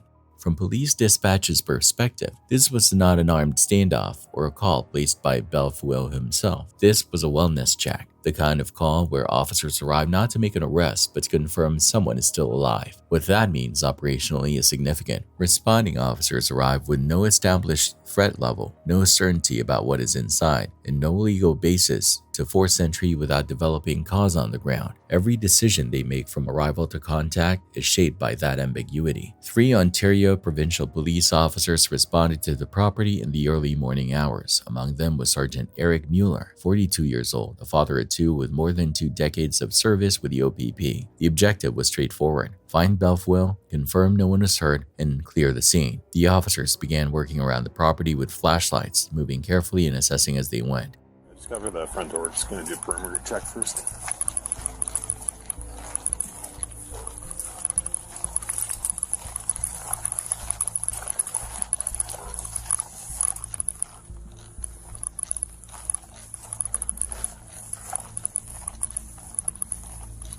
Officers arrived following a 2 a.m. call involving screams, loud music, and a reported gunshot, but the property looked quiet when they got there. No one responded to the door. There was no immediate indication of whether the person inside was injured, asleep, hiding, or waiting. That uncertainty shaped everything that followed. The officers were operating with almost no usable information. They didn't know Belfuil was hurt, whether anyone else was present in the home, or whether the sound the neighbor reported had even been a gunshot.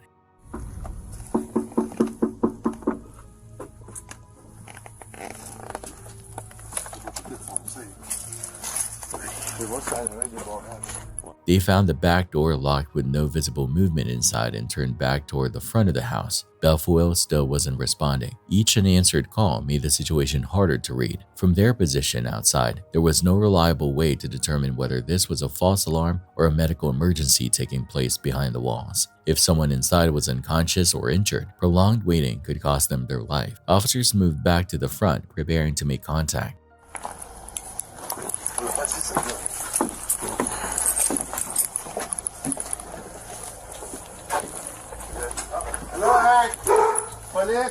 At that same moment, Belfuil would later claim he had woken up to lights and voices outside his home and had not identified them as police. According to his version, he believed intruders were at or inside his house, and he reached for a semi-automatic rifle he kept in his bedroom. The officers had no indication that a rifle was already being aimed in their direction. Within seconds of entry, Belfuil fired 9 rounds through the bedroom wall in rapid succession. Firing through a wall meant the officers had no visual on Belfuil, no warning the rifle was raised, and no opportunity to take cover before the rounds were already traveling through the structure. Mueller's position in the bedroom placed him directly in the path of that fire with no barrier between him and the rounds coming through the wall. He was struck almost immediately and went down. Constable Mark Lucas was also hit. His body armor stopped the round. Constable Francois Gamashi was wounded outside, struck directly or by a ricochet while taking cover near a cruiser. The entire sequence unfolded in seconds. When the footage continued, Mueller was on the floor and the situation around him was still far from resolved.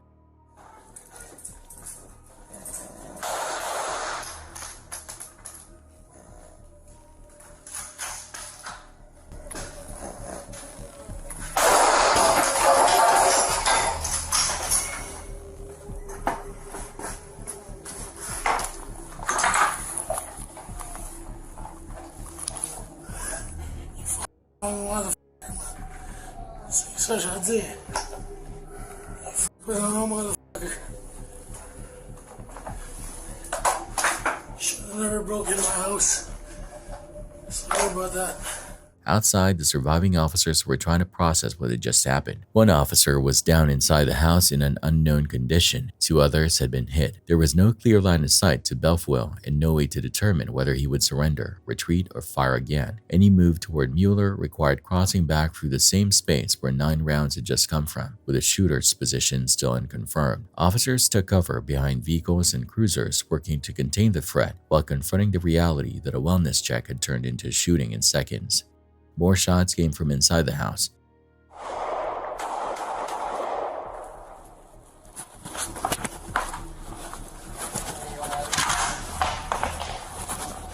At some point, Belfuel realized the people he had shot were police officers. The violence had already occurred. Mueller was still inside, critically wounded. Belfuel picked up the phone and called 911, telling dispatchers that police had entered his home. By the time that call connected, nothing could be undone.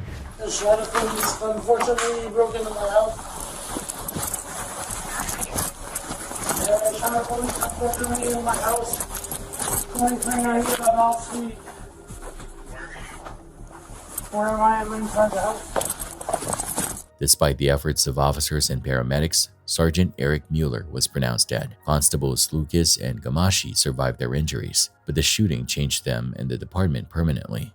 At trial, Belfuel maintained he had mistaken the officers for intruders. Prosecutors argued he was angry, armed, and prepared to kill when officers entered. On May 24, 2025, a jury returned guilty verdicts on first-degree murder and 2 counts of attempted murder. He was sentenced to life in prison with no parole eligibility for 25 years. The words Belfuel said while standing over Mueller in the aftermath became one of the most haunting elements of the footage. They may have been among the last things Sergeant Mueller ever heard. Eric Mueller was 42 years old, a father of 2, and had given more than 2 decades to the OPP. In that career, he had responded to calls exactly like this one hundreds of times. Wellness checks that resolved without incident, neighbors concerned about neighbors, situations that turned out to be nothing. This one was indistinguishable from those until the moment it wasn't. He walked into that house because a neighbor heard something alarming and made a phone call. That is a complete account of what brought him there. He deserved to walk back out. A wellness check is a call designed to help someone who might be in danger. It was the last call Eric Mueller ever answered. Okay, we got action. We got action. On June 28th, 2022, Terrell Smith, 46, a local known Facebook personality from Ypsilanti Township, Michigan, had shared a clip showing a younger man being knocked unconscious and posted a caption mocking him. The post reached the man's friends and family and generated anger. People began flooding into Terrell's Facebook Live, threatening both him and his mother, claiming they knew where he lived and were heading there. Rather than ending the broadcast or moving inside, Terrell stayed on camera and kept arguing with everyone, making threats. He just woke me up, told me real. Somebody looking for you. Shout out to Day Day. He finally woke up 2 weeks later. Shout out to Day Day. Now, shout out. I'm just giving a shout out. Shout out to Day Day. He just got woke up. He said, I'm the first on his agenda for this and that. I don't get it. What's up, Bucci? Why these just don't never go for the that knock you the out? Why everybody come for me? Like, it ain't, you can't win in this when it come to me. Then you talk about you gonna slap my mama, you gonna slap my people, you gonna do this. Good morning, Miss Lee. You gonna do this, you gonna do that. Man, get the you ain't gonna do nothing. You ain't gonna do a motherfucking thing. Why these I know who your mom is and I know who your daddy is. Like on some real shit. I grew up with your daddy, I grew up with your mama. Somebody go put daddy back to sleep. I don't know who woke him up on some bull. Y'all be worried about the wrong thing. Y'all be worried about coming for me. Go for the knock you out. That's like go for the get the back to knock you out first. When you get back to knock you out, then you can be like, Braille, I'm coming for you. I shouldn't be the first on the agenda. The first on the agenda should be to knock Day out. He didn't appear to believe any of them intended to follow through. He kept insulting the people making threats, laughed at what they were saying, and pushed them to come. Thousands of viewers were watching as what started as online confrontation turned into something progressively more serious. At any point, Terrell could have stopped the stream, stayed inside, and contacted police. Instead, he walked outside and waited. He noticed movement near the property, looked toward the camera, and said, "Okay, we got action." Ghetto, it's a ghetto everywhere. It's an Ipsy everywhere. It's just motherfuckers in if she get knocked the fuck out. Okay, we got action. We got action.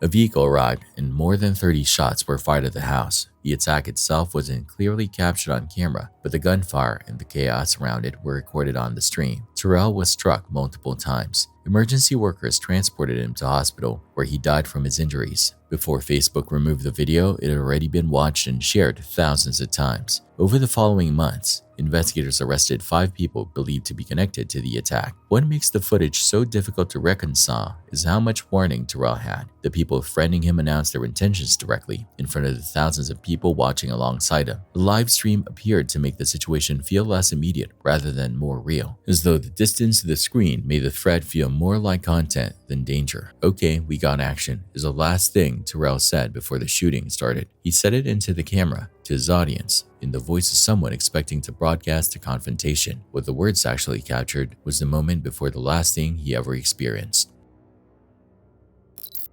Thanks for watching. Stay vigilant, friends.